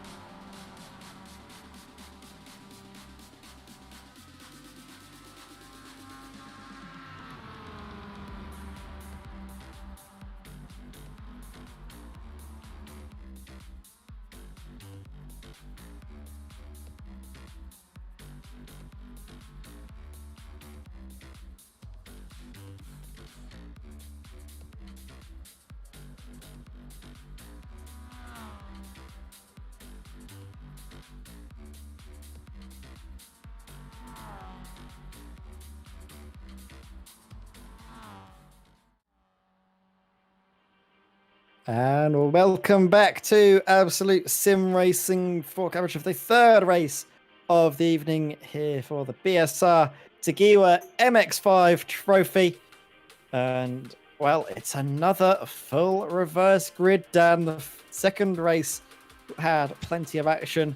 This third one is also not going to disappoint, but we're going to expect a lot of work to be done by our previous race victor, Ben Sharp, all the way down the back now in this third race. We saw him do it before. Can he do it again, though? That's the real question. Well, I think to be fair, it's one of those things, isn't it, where you've got to look at it and you've got to with the amount of cars on track again, you've got to take every race as it comes, because you've got to take every lap as it comes to a certain degree. You can't just sort of jump in and have an expectation. You can have a goal, but I think as well you've got to be very, very careful with what you make that goal, because actually it can sometimes, in some cases, make you push a little bit too hard, especially with the amount of cars we've got on track. It can go very, very wrong very, very quickly. Yeah, definitely. So that's a definite thing to consider as well. Consider the fact that maybe the likes of Jason Cooper, Luke Cooper, they didn't have the best of races, but as a result, that means they're higher up the order for this third race. They could. I'm really sorry, mate. I missed a breaking point. Well in shots for a race victory, that's for certain. As well, the likes of Dan Perry, unfortunately, I think he retired from the race, didn't score any points, did he? So he won't be that high up the order with the reverse grid taken into account. He'll be able to start from the back, and he was really in contention for a podium in that first race of the evening following his great qualifying result. But we move on to the grid for this third race of the evening. And Dan, when you get it up on the screen, you might have to run through it quickly because you only have a minute, but take it away. There we go. So, yes, indeed, we have Jordan Sirrett, Colin Sansom, Anthony Beck, Craig Cockrell, James Gilliford, Sam Smith, Fiona Siddons, Jason Cooper, Lauren Messenger, Jeremy Scott, Luke Cooper, and Craig McDonald for your top 12. And then we'll be a little bit further down the grid. Arthur Pantel, Luke Grubman, Nick Clibbins, Tom Griffiths, Shane Piggott, Robert Noble, Thomas Burling, Nick Parsons, Jamie Neve, Adam Fox, Michael Seal, Chris Slater for your top 24. Richard Pocklington, Julian Schur. I've just had a quick look. We're not going to have enough time to run through everyone, unfortunately. You're going to have to get ready. So here is the rest of your grid. And as we go through now, back on to the racing here with Jordan Sirrett, currently on pole position for this reverse grid. This is going to be very exciting stuff. I can't wait. Jordan Sirrett last time, I think, jumped the start, didn't he? So what can he do this time? Is he going to get a nice clean getaway? Doesn't hop off the road just yet, but now gets it underway. Bogs down a little bit, though, coming off of the line. That's going to open the door massively for Colin Sansom into the first corner. There you go. Anthony Beck in the background up into third place, going through wide with Craig Cockrell and, I believe, Jamie Gulliford. But Jordan Sirrett is going to get passed potentially down the inside by Colin Sansom. Oh, late lunge from Anthony Beck. Door banging as well, sending the Gaton Simsport number 9 car. Craig Cockrell in evasive action to the right-hand side of the circuit. In the background, Jordan Sirrett is making his MX5 as wide as he can to hold on to second place. And there's a spinner in the background, and that is Anthony Beck. I think that was just all on his own, wasn't it? I couldn't see any cars nearby that were contacting with him. As, well, up the order comes Jason Cooper. He's in the mix now. What can he do to get up ahead of Jordan Sirrett? You'd expect him, from his performance in the first race, to be able to get through nice and quickly. Looks around the outside, down the hill they go, and then through the quick left of 6, and then up again, 7 and 8. They quickly come at you, but around sweeps Jason Cooper. Jamie Gulliford as well going for it, and Jomi Scott goes in for the mix as well. Has a bit of a bump there with Gaton Simsport car in front. But here's a look at the replay of what happened exactly to Anthony Beck. So, going through turn 3. Contact. See, he loses the rear already. I feel, for me, the car is already a little bit loose as he goes wide into Jamie Gulliford. It's interesting. We might have to quickly look back on that if we can a little bit further down the order, but here we go as well. Going back onto the action again. So much action going through. One of the Jason's already in the lead. Yes, Jason Cooper's already in the lead. We're going to see if we can get a replay of that. Meanwhile as well, Ben Sharp again, another stellar performance already, up 13 positions overall already for Mr. Sharp in the Shepherd Motorsports British Sim Racing car. So he is a man still on a very, very big mission at the moment. A little bit further position. I think some person... Oh, that's a Constantina up there. Again, it's such... On the first lap, so careful. You've got to be... All Constantina's up going through that last chicane. It's so look at it down here. It's just a sea of MX5s wherever you look. And they're going to go potentially too wide between Stephen Cox and James Neve. But again, they both think better of it. Actually, instead, it's going to be Stephen Cox. It's going to be Stephen Cox and James Neve that are going to go side by side. Richard Pocklington's just behind. See if he can pick up any pieces of anything that happens here from Rust Bucket Racing Team 2 with Stephen Cox up the inside of turn 1. We was actually done before the first corner. So good stuff. Papa Smoke up ahead there. Who was that? That might actually be Jordan Sirrett that's involved in that. Big change. He's doing very, very well up the top of the grid. So we're going to have to look at a couple of replays with Shane Piggott, I think, being involved. It's an instant replay of this going through. So I wonder what happened here. Could it be two cars not going into one space? It looked like it was through turn 2. Jordan Sirrett goes a little bit wide. Yeah, just a bit of contact between Shane Piggott, I think, and himself. Yeah. Shane not anticipating the speed differential between himself and Jordan Sirrett. Shane did take a lot of speed into that first corner, and the overspeed, I think, just caught him off guard. The difference in pace, unfortunately, I think that one is going to be a slam dunk on Shane Piggott in the steward's room. As well, Ben Sharp, someone slam dunked the front of his car. There's a definite dent there on that Shepherd Motors BSR car. A lovely livery that Ben Sharp runs. Very reminiscent of his Civic Type R race car that he actually managed to take across the line with a race victory last weekend at Brands Hatch. Not last weekend, the weekend before last, because the touring cars were there. It was weekend before, supporting the TCR UK package. Commentated on by Andy McEwen, racer in this BSR evening, but unfortunately Andy not attending this evening. And Ben Sharp, he's been talking a lot about how this BSR community is a lot similar to sort of community you'd find at a club racing level in real life. The fact it's nice and closely knit. It's a good bunch of guys, just people that like to get together and help each other out wherever they can, race together and have fun. And I'm sure you've seen it a few times, Dan, when you've been out and about. It's a real proper racing atmosphere here. Oh, absolutely. And you can tell that I've obviously had a little bit of time now with everyone here, and you can absolutely see it's a very, very close-knit community. A bit further back that we got some action, but this is more action here. Michael Clough versus this is Daniel Perry. Makes the move, done and dusted. Nice and easy job there. Michael Clough, he makes the move. Apologies, that was on James King. Oh, Luke Cooper's, sorry, is up into second place as well. So good stuff from the two Swift Cooper Racing drivers. They're having a great time up in front. I think that's the first time we've seen them. Here's the move. 1 and 2. And here, thank you very much, Dan, is the move. Been teed up very nicely. We can see coming into the first corner on Jamie Gulliver down the inside.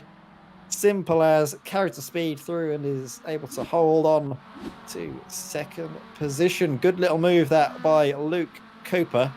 Jamie Gulliver, though, isn't too far back from that. We could see him go for a little bit of a fight back. Would be good, though, for Jamie Gulliver just to stay behind, bag third place, because that is going to be a Pro-Am class victory going the 40/40 Racing drivers' way if he can hold on. As we come to a little bit of a fight between two pros, James Clark and Shane Piggott. And this is, I'm not sure what position this is for in the overall standings, but in class overall. P32 overall. So good little battle this. Oh, big crash up ahead. Oh, there is a definite crash. And who was that involved? That definitely looked like an RAF Several people. motorsport car. Here we go. This is going to be, I think this is Craig McDonald. We're currently riding on board. He's going to be last of the late break as he dives a bit into the brakes. A little bit of a tap. Oh, Constantina's up. I think, to be fair, I don't think the tap would have really hurt. It gave extra speed, I think, to the 72 of Jeremy Scott, which might have just made the car a little bit unsettled, and they couldn't hold on to it. And if you do carry a lot of speed into the corners, especially on corner exit, you can find the dreaded MX5 oversteer rearing its ugly head.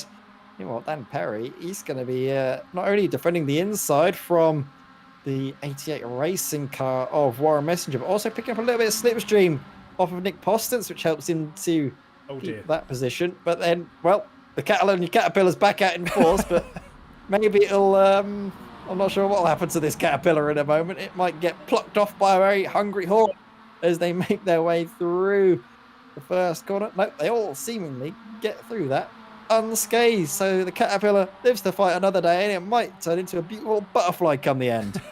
That was a very, very good bit of driving from everyone there as well. They're actually going 2x2, Noah's Ark style, going through to turn 1. And yeah, there'll be great spatial awareness from all the drivers as well. Fantastic stuff at the moment. Oh, never mind. What is that in front? That was, I believe, Colin. That was Colin Sansom. So we're going to have a bit of a instant replay of that. Let's see what happened here. Is it going to be on his own accord, or is there going to be some moments? The Year 1 TV driver, who is it going to be? Oh, I think someone late on the brakes. Who was that's that? a tap. 272. That is some car. That's definitely someone that did that. I can tell you that much for free. Excellent insight from myself as always. That's Luke Grunman. Luke Grunman. Big shame there as well. That's my deal. I think it was in. It just sort of like didn't really. I think it just maybe got caught a little bit, or just got a little bit caught out by. That was not a very good camera angle, but yeah, just got a little bit caught out with maybe Colin Sanson. Don't think necessarily he broke in a different position. Just unfortunately just upset.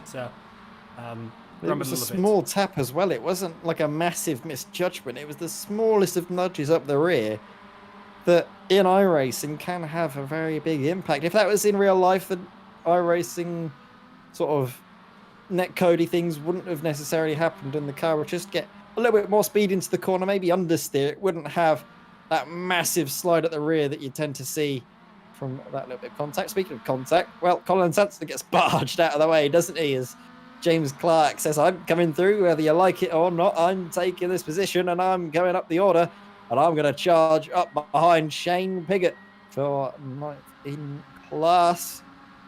Okay, this battling though, Douglas Stewart, wheel to wheel, this time with Stephen Cox into the first corner they go.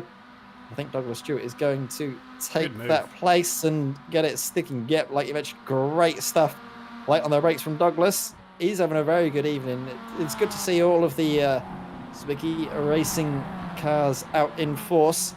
Good to see them all getting a team, because it used to be only Arthur Pansdell, the lone entrant, but he's brought on, I think, a few of his mates, a few of his teammates involved. I'm not sure if they're all running controllers the same as he is. If they are, oh my word, what would they be doing with direct drives and fancy pedals? Oh. It does make you wonder, doesn't it? It really does make you wonder. Some people, how quick they are on controllers. Who is that? Luke Grumman. He's lost a position to Nick Poston's. Very opportunistic move there from Nick Poston's. Very good stuff indeed. So that was a move done and dusted up there. Yes, Luke Grumman unfortunately losing that position. And Warren Messenger, look at that. He's not too far behind, only about 3/10. So I wonder if something's happened with Luke Grundon. I know that obviously he's taken a little bit of damage though from the contact he had earlier on. That was with Colin Sansom, but I don't think it would be causing too much issues, if I'm perfectly honest. So it's been taking a little bit of time to settle back into a rhythm after that incident. But we'll have to see how that goes for the remaining. As I say that, we've got 4.5 minutes left to go, so not too much longer before this race is over. We're back into the final race, of this round. But again, further down the field, again, a little bit more battles. What's going to happen here between Stephen Cox? He's just gone a little bit wide and has just allowed Douglas Stewart up the inside. So Douglas Stewart up 10 positions, so doing very well at the moment. It does go a little bit wide going into the complex. Going to allow Stephen Cox to get a bit of a run going through. Switches one way, switches the other. That's a spin for a car up ahead. Who is that? I believe that was Warren Messenger. Yeah, I think you're right there. So something's definitely gone on here. We're going to have a little bit of a look at the replay. Then down into the chicane. At the end of that, they go. Warren Messenger. Oh, massive crunch over the curve. The car did not like that whatsoever. Spat him over onto the right-hand side of the circuit. No messing there. The circuit fighting back. This Catalunya track's got claws. And I think, unfortunately, the 88 Tech racing car found that out the hard way. Meanwhile, good little battle this in the AMS. Fiona Siddons racing with Ashley Stimson. And Ashley Stimson's been showing enough pace to be bumped up to Pram, so this could soon be, in the future, Fiona Siddons as the top AM driver. In fact, I'll have to check, because I cannot believe Ashley Stimson, from the pace he's having, is classed as an AM driver. As you say, he may not be classed as an AM driver for all that much longer. But yeah, as we go, Fiona Siddons, as you say, having a good performance at the moment. Yes, currently 1.3, dropping a little bit of time. not too much. So again, still all to play for with that battle here. Moving a bit further down, we've got Shane Pigott and James Clark that I've just seen. This is the battle going through for pro. So again, bit of contact there. 3 cars again don't go into one space. And unfortunately, Shane Pigott and the number 94 of James Clark again both lose out on that. So they both do get going again. Not too much damage I don't think will be had with either of those cars. But again, 3 cars unfortunately don't fit into one space. Yeah, they really don't, which is quite unfortunate to see the race go south for him. But who knows, maybe it'll fight back. There's still one race to go. Plenty of chance for other drivers to claw something back. Speaking of clawing something back, well, is Arthur Panzer going to claw himself up the order? He's not had a great evening, but down the inside he goes on Luke Cooper, and I believe, depending on when Jason Cooper crossed the line, this could be the final lap of racing. We might have just one more in the tank left. We'll certainly find out, though, as oh, look at that send by Tom Griffiths. Oh, almost contact there as they make their way into turn 2. A long right-hander of turn 3 is going to play into the hands, though, of Tom Griffiths along the inside. And Nick Clibbins is going to get in the mix as well. He can see that there's a chance for a few places to be made up. What a shame, though, from Tom Griffiths. He was having a good race up in front. Would have been on track for, I believe, his first podium of the season. But it might not be in his favour yet, because all of a sudden, Nick Clibbins, Tom Griffiths, Arthur Panzer have all just sent it on him this last lap. Good fight back, though. Plenty of time with the slipstream to be gained as they make their way down through turn 6. We're going to see a replay of this. This is down the inside. This is Tom Griffiths wheel to wheel battling with Luke Cooper getting through. And that was a late lunge that he made. I just want to see the lunge. I just want to see the lunge again. That was fantastic. Absolutely fantastic there from Tom Griffiths. So I just wanted to have a quick look at that. We do actually have a replay of James Neve has had a moment, so we're going to have a look at that now. Instant replay coming through here again. Is it looking? Looks to be slightly offline going through the first one. Is it going to be over the curb? A carbon copy of what we saw earlier on. Almost identical in terms of position. A bit more damage though for James Neve. I'm trying to wrap my brains who that was earlier on that we saw a few laps ago. Yeah, unfortunately, James Neve having a bit more damage there. Yeah, really unfortunate for James Neve to encounter the contact when he have that little mistake when he didn't quite go his way. But the race is still got a lap left as these drivers round out through the final corner.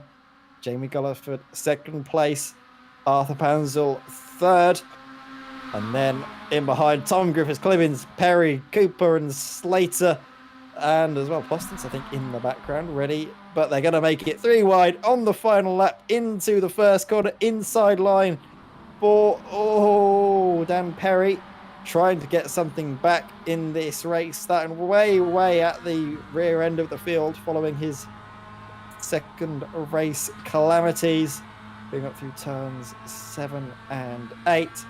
Definitely having a much more favourable race this time by. Again, looks to the inside into turn 4. Is it going to be a lunge on the inside? He's going to go for it. And I think a little bit of space was afforded to him, but he backed out there on that Nick Clibbins send. Chris Slater were coming on board with, though, really tussling out with Luke Cooper. Meanwhile, in front, look, they're darting left, right, centre, anywhere they can, fighting for every inch of tarmac. And, well, this is a really excellent finish to the race. And the Catalonia Caterpillar is carrying on. It is indeed. It's just non-stop. But at the moment, I'd say Jamie Gulliford is actually the person that's leading this train at the moment, because Arthur Panzel has got a bit of a gap. It's only about 6th for second, but it's enough, because at the end of the day, when you're going to have a look, because I believe there's going to be, this is where the moves are going to be made. Is it going to be Tom Griffiths? Is it going to make a move, dart one way, darts the other? What is it going to be? Who was that? Number 13. That was Nick Clibbins. That I just got caught out, I think. Just got caught out, recovered it well. Perry's in the mix. Oh, Perry's going to go for it here. Oh, sorry to cut across you there, Dan, but Perry always took it on both his teammate and Arthur Panzel, but a mistake there by Jamie Gulliford. Dan Perry's going to go for it. Teammates touch, but have they been able to get away with it? They might have just done, the number 14 car does stay ahead of Tom Griffiths, but a crunch over the exit curb. Is it going to be the end for Jamie Gulliford? No, he's going to hold on. All of a sudden, Luke Cooper's going to try and drag race this across the line. Jamie Gollifer just holds on for 4th place. Dan Perry, though, on the last lap, in the last few corners, snatches the podium. Excellent stuff there from the 4040 Racing driver to get through, but also not to hamper his teammate too much miraculously throughout all of that. Doesn't stop Jamie Gollifer getting his Pro-Am class victory as, oh, that's a very, very unhappy looking Rust Bucket racing car. Yeah, unfortunately not good. That's definitely. I mean, Thomas Burling is definitely currently on a Morgan 3-wheeler as he is. He comes across the line. He is managing to bring it home though, so fair play indeed for Thomas Burling. So he will indeed score points. Yeah, I mean, apologies, we didn't actually see there, but Jason Cooper did actually take the race. Did indeed take the race victory. There he is going through. So Jason Cooper taking the race victory there with Arthur Pantel P2, Daniel Perry P3. But yeah, there was just the action almost could not be. We could not take away from that action because anything could have happened there. But Jason Cooper, good stuff from Swift Cooper Esports. He takes that victory for race 3. Whoa, my goodness, that was intense. That was just. I think when teammates have a bit of a battle, it's always a little bit tricky. And you've always got to have that little bit of a. You always got to take a bit more caution. But at the end of the day, guys, there was a bit of contact, but still very, very good spatial awareness, very good racing, very respectable racing as well. I think that's the good thing. That's the main thing to take away from that. Very respectable from all of the drivers. So again, race 3 out of 3 has got my approval. That was fantastic stuff. Well, let's race 3 out of 4 because we have one more race to go, don't we? And that means time for the spinning wheel to come out and have the driver's fate in its spinny little hands. Indeed. Where is it coming? It's coming up just in a few moments. There it is. So what is it going to be? Let us have a very quick look. Is it going to be another full grid? Can we do 3 out of 3? We may very well. No, it's a top 25, so near enough. It was very close. Look at how close it is. It was very close, but yeah, top 25. So the last 11 won't be. The top 25 will. So definitely shaking things up a little bit there as well. Yes, a 25 reverse grid that will, well, we'll be able to tell you who that will put on pole position because we can run you through the finishing order for this 3rd race of the evening. Jason Cooper coming out on top, 12.5 seconds to the good on Arthur Panzel. Dan Perry there rounding out the podium in what was an excellent conclusion to the race, wheel to wheel, with the likes of Jamie Gulliford, who finishes 4th, and Tom Griffiths in 5th. Jamie Gulliford, though, excellent drive to hold on to that Pro-Am class victory. Luke Cooper coming home in 6th place, valiantly trying to hold on to 2nd place that he had for much of the race, but he just wasn't able to carry the pace throughout the rest of the race. Chris Slater coming home in 7th and Nick Clibbins 8th. Those two complete your Pro-Am podium. Nick Poston's 9th and James King rounds out your top 10 with Luke Grunman 11th, Jamie Scott 12th, and Ashley Stimpson. Well, he is an AM driver. Not sure for how much longer though, with another AM class victory to his name in 13th place, ahead of Michael Clough, Julian Schreier, Douglas Stewart, and Fiona Siddons and Simon Robson. Those two complete your AM podium, 17th and 18th place. Then we come to 19th as it trickles down. Michael Linscombe Hatfield ahead of Colin Sansom with Craig Cockrell, Ben Sharp, Shane Piggott, Anthony Beck, and James Clark, who will start your 4th and final race on pole position. Narrowly missing out on the glory of pole is Jordan Sirrett with Warren Messenger, Sam Smith in 28th place, Adam Fox 29th, Thomas Burling 30th, Stephen Cox and Robert Noble both a lap down, but they are able to score points. However, the likes of James Neve, Richard Pocklington, Michael Seal, and Craig McDonald, all non-finishers in this 3rd race. Good stuff indeed. Yes, I mean, again, racing's absolutely insane.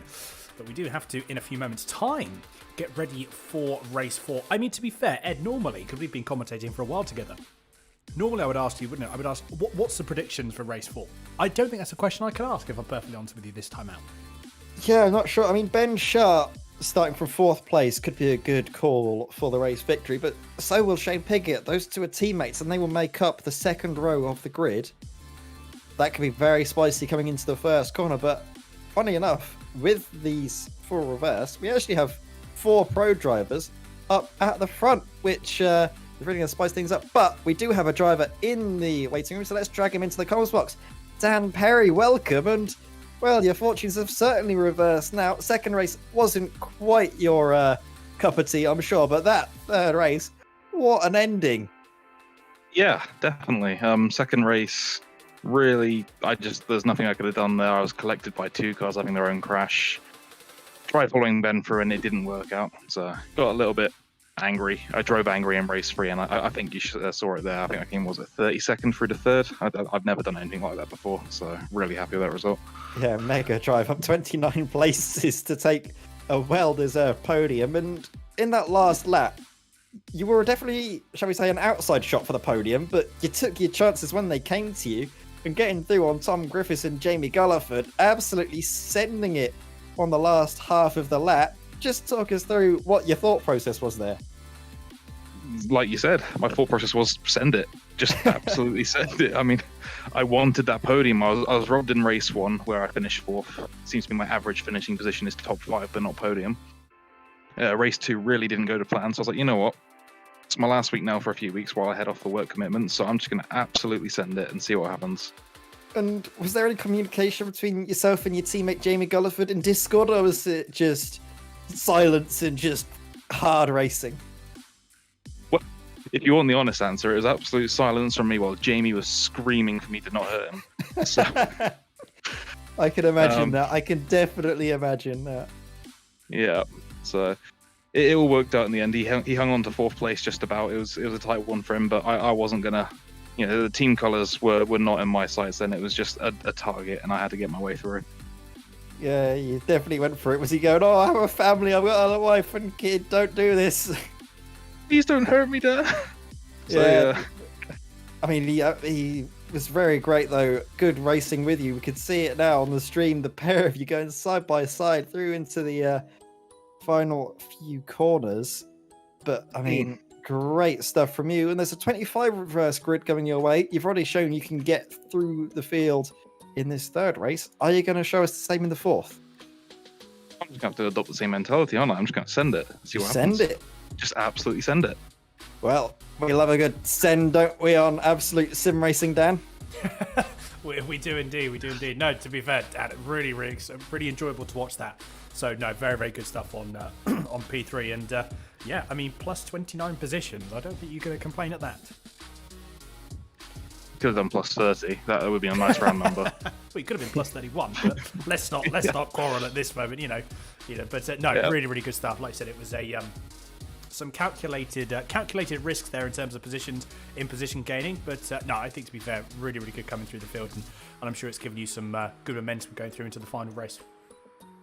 Yeah, absolutely. So see what I can do in the fourth one. I've lost count already. It's that kind of night.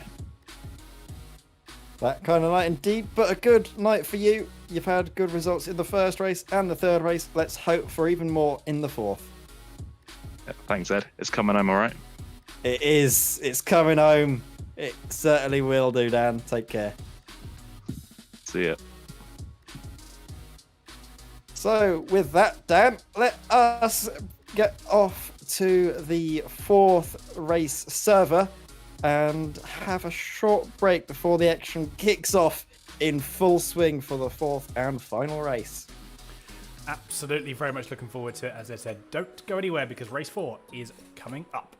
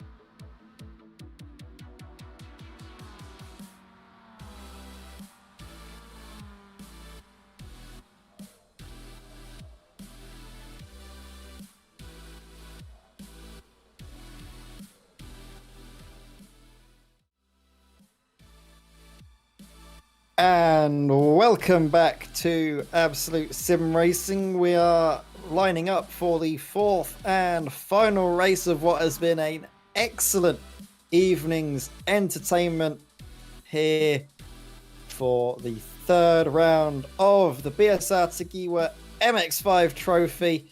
And Dan, how has it been like for your first foray into BSR Mazdas?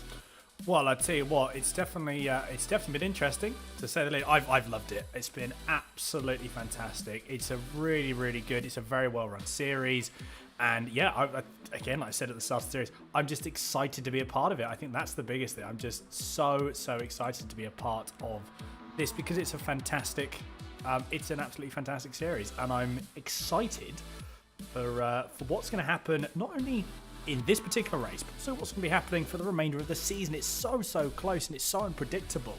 It just provides so much good racing, and I think that's what we all love. Well, speaking of the rest of the season, you've segued nicely into my next point. In a week's time, we go to Zandvoort down in the Netherlands for what will be a brilliant round, I'm sure. And then we go to Mount Panorama, otherwise known as Bathurst, and that is a always brilliant venue for MX5 racing. I'm not sure if you've seen it before, but some of the best races in BSR history have been around the fabled mountain circuit. Then sixth week, midway point of the season after the sixth round will be Tsukuba. That's going to be one to watch out for. And then Watkins Glen and Charlotte Roval and Sebring International are our American 3 weeks period. And then the 10th round, we go to a circuit, my favourite in the world, Imola. What a track that is.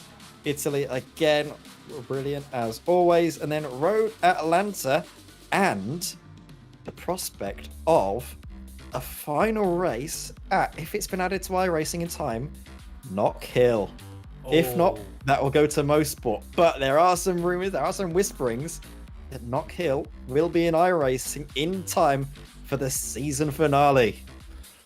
That 40 cars around Knock Hill is probably going to be one of the most insane spectacles you will ever witness in a esports event. Doesn't matter what esports event it is, this will top it. That will top it 100%. That's going to be, I mean, that's going to be insane. And I'm very much looking forward to that actually kicking off, for being perfectly honest. So yeah, again, the tracks we've got a good variety. I think that's the main thing. There's variety within this series, which really plays to the strength of everyone, really. You know, different people have different strengths of different circuits, so we have to see how that develops. But we just are about to get you the grid for this particular, for the final race here. I'm very excited to get it all underway, and I'm sure you're the same, Ed. I really am, yep. The fourth race is oftentimes where we see drivers push that extra little bit harder. They know that if they haven't had the best of evenings, this is their final chance to get something to smile about at the end. And, well, we can run you through the grid. James Clark on pole position with Anthony Beck alongside him. Ben Sharp in third ahead of Craig Cockrell. Colin Sampson fifth. Michael Linscombe Hatfield sixth. Sam Robson, Fiona Siddons, Douglas Stewart, Julian Schreier complete your top 10 with Michael Clough and Ashley Stimpson down in 12th. Jamie Scott is 13th ahead of Luke Grunman, James King, Nick Bostons, Nick Clibbins, Chris Slater, Luke Cooper, Tom Griffiths, Jamie Gulliford, Darren Perry, Arthur Pansel and Jason Cooper. In 24th, race 3 Victor, with a lot of work to do if he's to try and take another race victory. Jordan Sirrett in 25th, ahead of Warren Messenger, Sam Smith, Adam Fox, Thomas Burling, Stephen Cox, Robert Noble, James Steve, Richard Pocklington, and Michael Seal. Complete your 34-car grid for this evening. And as the lights come on, we've timed that perfectly for the start of the final race.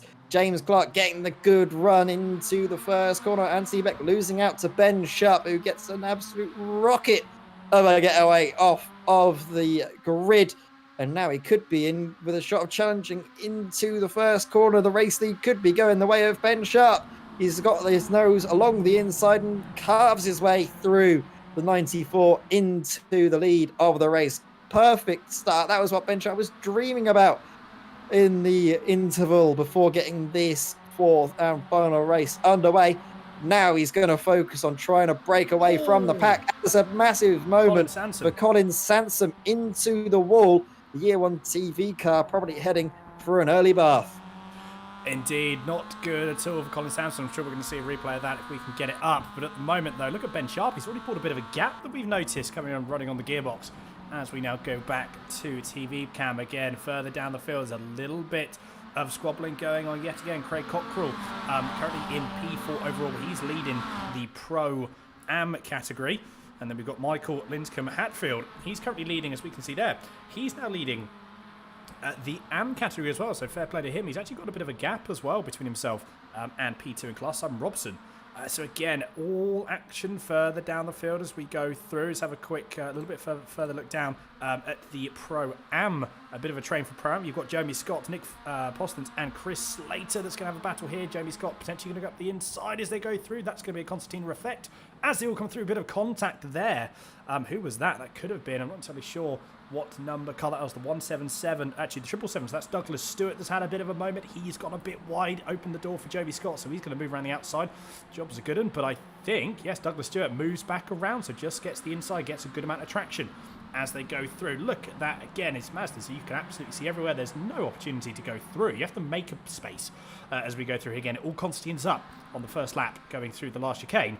But everyone gets through just about. A little bit of contact there between, who was that? That was Douglas Stewart again that just got tapped a little bit onto the exit going through into the last corner. So he's lost a few positions. Oh my goodness, Ed. That's actually, do you know what? Everyone's relative is going to go 3 wide up ahead as well. I thought they were going to go 3 wide, but again, and Mazda's absolutely everywhere. Yeah, Mazda's everywhere. You can't really look anywhere else, can you? There's so much action. If you look away from one fight, then, you know, 7 more will start to suddenly appear.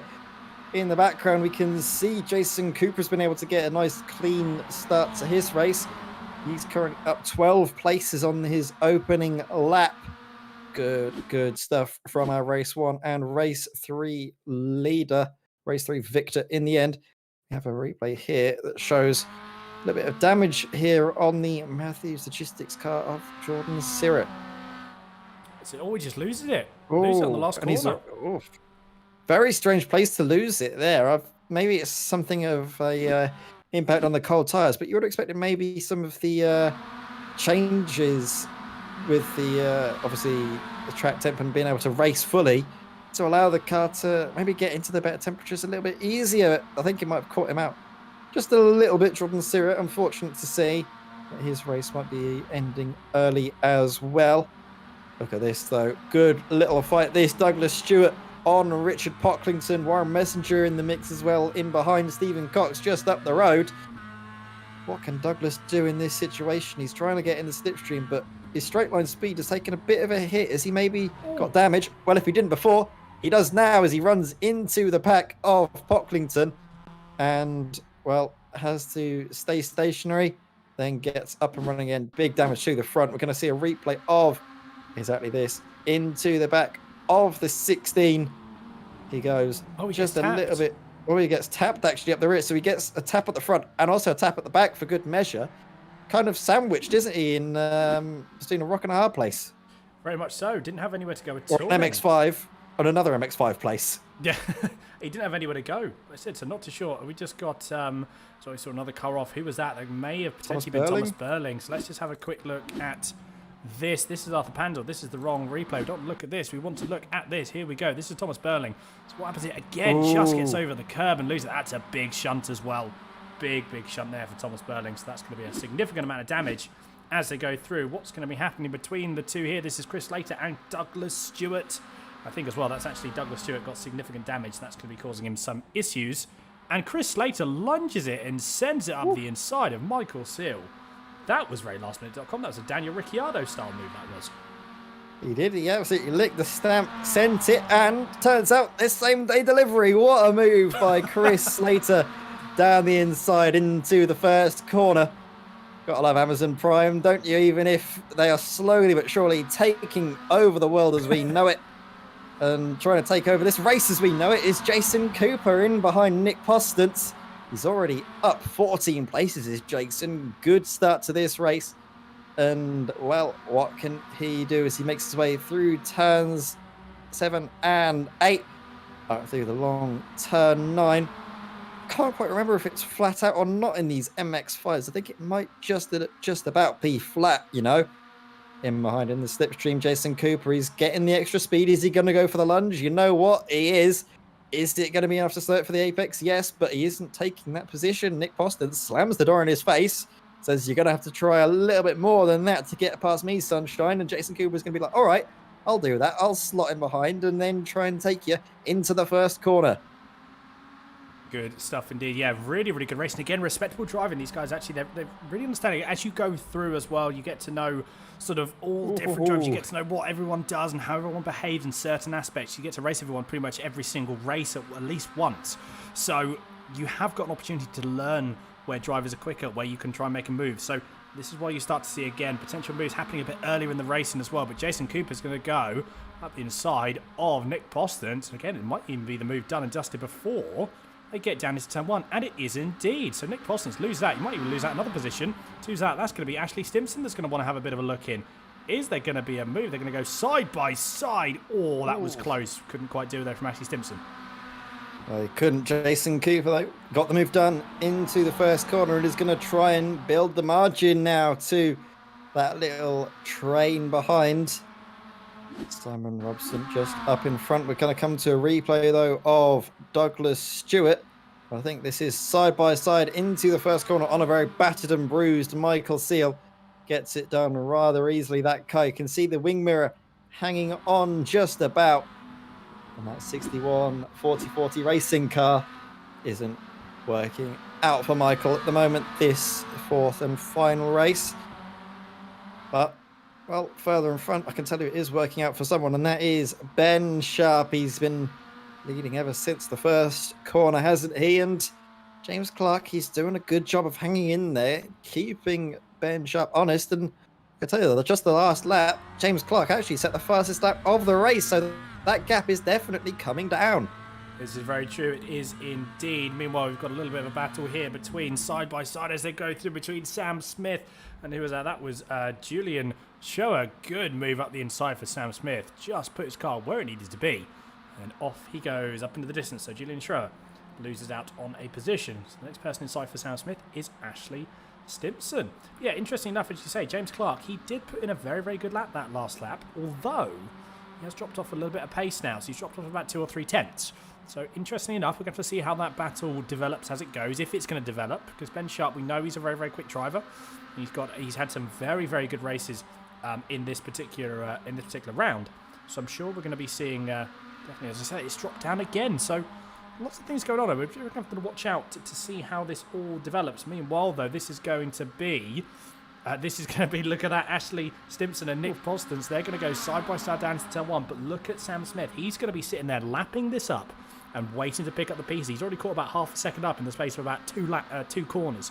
So he's really going to be on the back of this. He's already on the back of the train now. So any more battling between these two up ahead. And I think there's going to be Sam Smith that's going to capitalise on it. Yeah, so we can see Nick Poston's in the middle of this, 3-car fight. Ashley Stimson in front. He's going to look for a move down the inside on Sam Smith, filling the rear view mirrors of the Rapid Motorsport car. What is Nick Poston's going to do here, though? He gets another good run coming out of turn 4, but into turn 5, it comes up far too quickly for any sort of sends to be made. So they all keep it careful for the time being. With 5 minutes to go in the race, they've got enough time to size each other up, and then at the end of the race, absolutely go hammer and tongs for the positions. Again, Nick Poston's really using all of the circuit. You could see getting very leery over the curbs. Nice exit, though, from Nick, and he's going to really charge through now. It's going to be held to the outside line by Ashley Stimson into the first corner. They go. Hard on the brakes. Who's going to be bravest? The number 15 sweeps it around the outside. Slow mid-corner, though. And is that going to give the 888 car all of the time he needs? Yes, but he's not clear. He needs to afford some track space, but he doesn't. And I think that was his undoing. He didn't afford the space Nick Poston's down on the inside. There was an overlap of the cars. It did, yeah. A bit of a shame there. Unfortunately, as you say, it's just you've got to leave a little bit of space. To be fair, though, this camera angle may have a different camera angle may depict different stories. That's always one of the things you've got to watch out for. Is that anything can realistically happen in that sort of scenario? So you've always got What to I be can careful. say though, Ashley Simpson did get away with that quite nicely. He wasn't span out, and he managed to stay ahead of the Svicky racing car of Julian Schreur. We're going to come to a replay here. And for me, there isn't any further on the right-hand side of the track that Nick Postlett's can really go to. There is an overlap, but he isn't like he's sending it there. They were still too wide. An overlap was there. And I think if there was a bit more track space afforded, Ashley Simpson might have been able to hold on. But if you know, ifs and buts were sweets and nuts, we'd all have a Merry Christmas. Don't know, though, if we're going to be seeing that number 15 of Nick Postlett's on Ashley Simpson's Christmas card list after that one. Possibly not, no. But again, hopefully, as you say, didn't lose out on too much position. So luckily, no real harm, no foul there. Looking through, I think, to be fair, when Nick Postlett came back on track, so when Ashley Simpson came back on track, all sort of Constantine's up behind him. So again, best of a bad situation there. Meanwhile, looking at the front here, looking back from Ben Sharp, James Clark, as you say, really keeping him honest. Absolutely. One person I'm interested in actually is seeing as well is Craig Cockrell, because he's only about 1.5 seconds away from this from these two. So if these guys keep battling, as we see their Ben Sharp going a little bit wide, so if these guys continue to battle, or if they do start battling in these last 3 minutes of the race, Craig Cockrell can really capitalise on this. So it's an interesting one to watch as well. Yeah, definitely very interesting to watch. So we'll see how all of this sort of unravels, unfolds in the few final couple of laps to go. I think we will get maybe a couple more as we find Warren Messenger here in the 69 car. A very nice race, you have to say. Just trying to battle now, though, with Richard Pocklington up in front, if he can get up to the back. Another drive, though, that I want to try and shine a light on is the AM fight, because Simon Robson, I think, has just passed Linscombe Hatfield. And that's crucial for the AMs, because they are first and second. Linscombe Hatfield fights it back, though. So, excellent stuff. This chopping and changing all the way through. Matthews Logistics White around the outside. Simon Robson in the Gatton Simsport car down the inside. He goes. I think he's going to take that place. So Simon Robson up into the lead. It's a definite fight, though, isn't it, in the AM Championship? And they're up fairly high. This is for 8th and 9th overall. Oh, absolutely. Absolutely. No, they're really doing a very, very good job. As you say, they're battling not only with each other, but yeah, as you say, they're very, very high up in the standings as well. It looks to be Simon Robson's losing a bit of time on outright pace in the straight line. So interestingly enough, though, I wonder if we're going to see another potential move coming back from Linscombe Hatfield going through on the next lap. We have to see how that pans out. But again, a little bit further down, Julian Schroer, Luke Cooper and Stephen Cox there having a bit more of a battle. Daniel Perry's actually just passed Robert Noble. Let's have a quick instant replay of that. Going down to turn 5 late on the brakes. Daniel Perry again. What a send. Good move. That was a very, very good move. Bit of contact, nothing too major, and he makes the move stick. So, good stuff indeed there from Daniel Perry. Don't know if that was a different Daniel we were watching. Like you said, Mr. Ricciardo would have pulled off that move late in, hard on the brakes, but getting it stuck nicely onto the apex. Good little move that from Dan Perry. He said that he was going to have that same just send it mentality, and you know what? It seems to be working a treat for him, as he's seemingly having a very fun and entertaining little old race. Meanwhile, entertaining race for Julian Schreur, the Spicky Racing driver, closing in on maybe a little bit of a fight up in front as we see a car thrown offline. And who is that? That maybe could be Ashley Simpson, just thrown off of his groove a little bit. As he's been trying to get ahead of Nick Hoston. So up ahead. Oh, up in front, you're right. James Clark is ahead of Ben Sharp. Ben Sharp very slow, and a big gap. Has Ben Sharp got a slowdown? You might have had a slowdown, possibly. No, he's got down. Why is he dropping off so much? It's I'll tell you what it is. It is that dreaded curb on the exit of that final corner. We'll see if we have a replay of it, perhaps. But out of the final chicane, Ben Sharp encountered that in practice, and he said that curb is deadly. and I think he's just found it right at the end. Gonna see, look, Ben Sharp, something's got on with his car. As he comes into the corner, we'll see it especially through turn 3. I'm not sure if it's playing ball. We have a replay. Thank you very much, Dan. We're going to see what happens to his late into the corner, all out of shape on the run in. Actually, no, I don't think there is any damage there. Or was the damage dealt earlier? Something's very strange with Ben Sharp at the moment because he's not on pace. Anything that I could possibly think of. Why has he dropped? Let's just have a quick, let's just stay on board with Ben Sharp as well. I'm just intrigued to see. Slowdown. Must be a slowdown. Was it a slowdown? Where would he pick that up, I wonder? Is that maybe coming out of... Could be the second to last corner. Yeah, maybe coming through turns 10 and 11, perhaps? But it must have been a very, very big slowdown. Look how much time he's having to drop. That's a good, 3 or 4 seconds. So I'm intrigued to see why he's dropped off so much pace. And he's continuing to drop off. As I say that, though, I think he's picked it back up again. So very interesting stuff. I mean, James Clark, I don't think is going to be carrying all that much. So we'll have to see again if we can find a little bit more of that as we go through. Meanwhile, though, look at the battle that's going on here. This is a 3, 4, 5-way battle, whatever it may be. And again, Ashley Simpson, currently the person that's being hassled a little bit. No, sorry, he's James hassling. Clark takes the race victory. Sorry, and James Clark has taken race victory, but we're going to have to watch out with this little fight that we were up to. As Craig Cockrell and Anthony Beck complete the podium. Oh my word, it's a real close fight up to the line for all of these cars. Drag race up in front, but I think they've managed to sort it all out amongst themselves. Ben Sharp actually drops back into 5th place, and he's in the pit. He's in the pits. So, what has happened there to the Ben Sharp Racing entrant?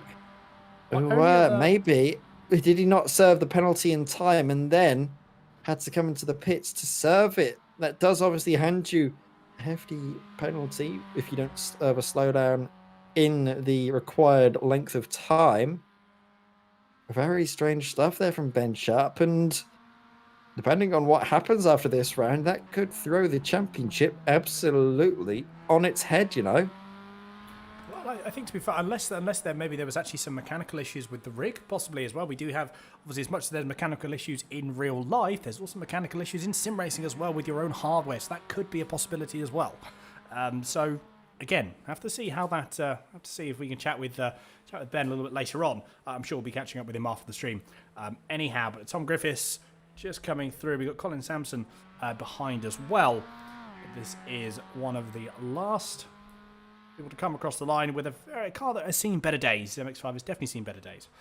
So as he goes through, Colin Sampson, there he is, the Year 1 TV MX5, coming through the last few corners now.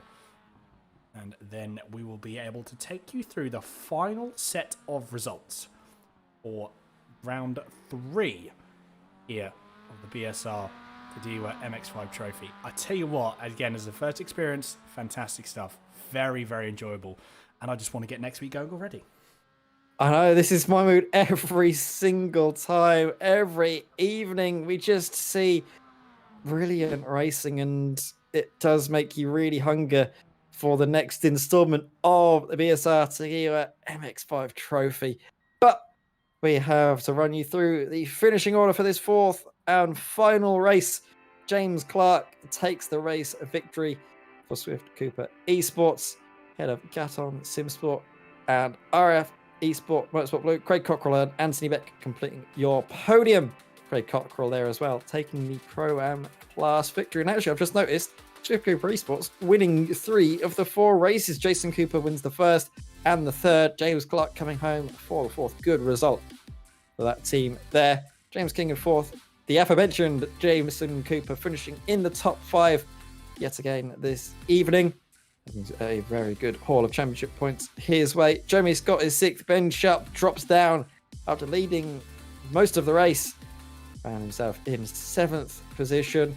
Ahead of Michael Linscombe Hatfield, Nick Posters, and Simon Robson completes your top 10. And Michael Linscombe Hatfield there in 8th place is your AM class victor. Great drive from the Matthews Logistics driver there.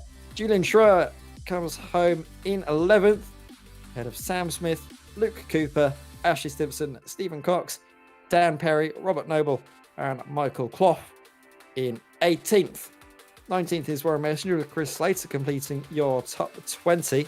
Fiona Siddons 21st, ahead of Richard Pocklington, Arthur Pansel, Douglas Stewart, Michael Seal, Tom Griffiths, Colin Sansom, with Thomas Burling finishing a lap down, still scores points, of course. And then the likes of, well, quite a few non-finishers actually in this very hectic fourth and final race. You have Luke Grunman, Nick Clibbins, Jamie Gulliford, Sean Sirrett, Adam Fox, and James Neve, all classed as non-finishers. But what we've just heard is a very, very strange set of circumstances, and I want to see if we can bring this man in, Ben Sharp, for an interview, because I'm not sure if you can see, Dan, but what he's just put in the chat in Discord is a bit of a head scratcher. We'll hope to hear from Ben Sharp later on, but before we do, let us bring in the driver that we saw in quite a lot of fighting and right at the last moment able to take the AM class victory. Michael Linscombe Hatfield joins us in the comms box. Great job. The first time I've ever had a word with you, I think, after these evenings, Michael. But good to hear from you. And a great drive at the end. Yeah, that was the first time I've done well enough to deserve to be in the commentary box. So it's nice to be here. We accept all comers, Michael. Don't you worry. But it was a very excellent drive from you. Is this Catalonia circuit just one that really played into your hands, or was it just about the way the race felt to you in the end? Honestly, it was mostly me just clinging on for dear life to the draft of the fast guys in front for as long as I could, and then hoping to not lose too many spots after that, which I guess turned out okay. Yeah, it certainly did. You had a good little battle at the end there between yourself and Simon Robson, and what was that like, just trying to stay in front? Was there any tactics you tried to employ? Was it just hang on, and then just pray that it worked out for you? Honestly, I just wanted to be in second place going into the last lap, because honestly, I feel like the only place I ever actually effectively pass people is just past the front straight. So that worked out well, and I don't know. There you go. Well, it certainly did work out for you, and it was, like you said, a very little fun race from you. And I think, I can't remember, have you taken class victories before? Is this your first one of the season? I think I got one in Monza with a lucky P12 because like 15 people piled up at the beginning. So, well, congratulations on your second one. That was good little drive from you up at the front. And well, is there anything that you want to shout out at all after what has been a great evening for you? Oh, I don't know. I'm just gonna calm down and try and stop shaking now. So that sounds like a good plan. Well, hopefully you're able to calm down before the next racing in a week's time, because we do come to Zandvoort. And is that one that you're looking forward to? I've literally never raced it, so we're gonna see how that goes. Oh, well, you're in for a treat, because it is one of the most technical circuits on iRacing. Right. But you do have plenty of chances to overtake. The long start-finish straight into the first corner is always an action zone, Michael. So we'll wish you the very best for that race in a week's time. All right, see you guys. So, you see Michael Linscombe Hatfield join us in the commentary box. Who else do we have a chance to speak to? Well, let us bring in Fiona Siddons into the comms box, the fastest female BSR race driver. Congratulations, Fiona. That was quite a fun little evening from yourself. Yeah, that was a great night. I came into last night's fun races thinking damage limitation, and I found surprisingly more speed than I expected. I've had 3 podiums tonight, so very happy. Yeah, it was a good little race from you. Obviously, like you said, getting 3 M-Class podiums. There was a period where you were actually fighting for the M-Class victory, wasn't it? Up with, who was it? Ashley Stimpson. Yeah. Third race? Don't know if Ashley Simpson's going to be in AM for much longer, though. No, he's pretty quick, he's Ashley. Yeah, he is. And, I mean, what was it like racing up there at the front for quite a lot of the evening? Because I'm sure you'll be the first to admit, you don't often find yourself tussling for top honours, but still, it was a good little circuit, good little round for you. Yeah, I thoroughly enjoyed it. It's been a great night. Yeah, most importantly, you've stayed out of trouble and scored some good points, which does bode well for your Championship? Is that something that's always in your mind?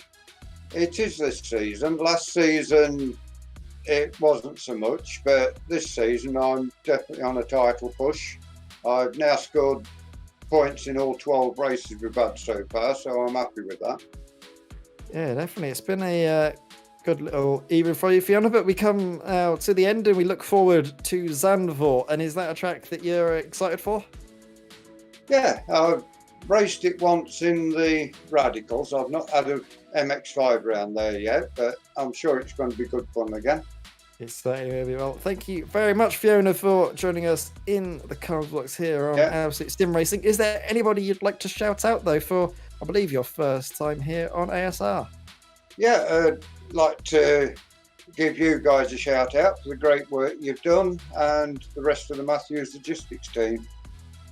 And thank you very much for your kind words, Fiona. We're always appreciative of the feedback, and we hope you enjoy watching the stream back when you're done. Yeah, I'll watch it as soon as we've finished here and have a look, see how things look from the outside. Nice. Thank you very much, Fiona. Okay, bye.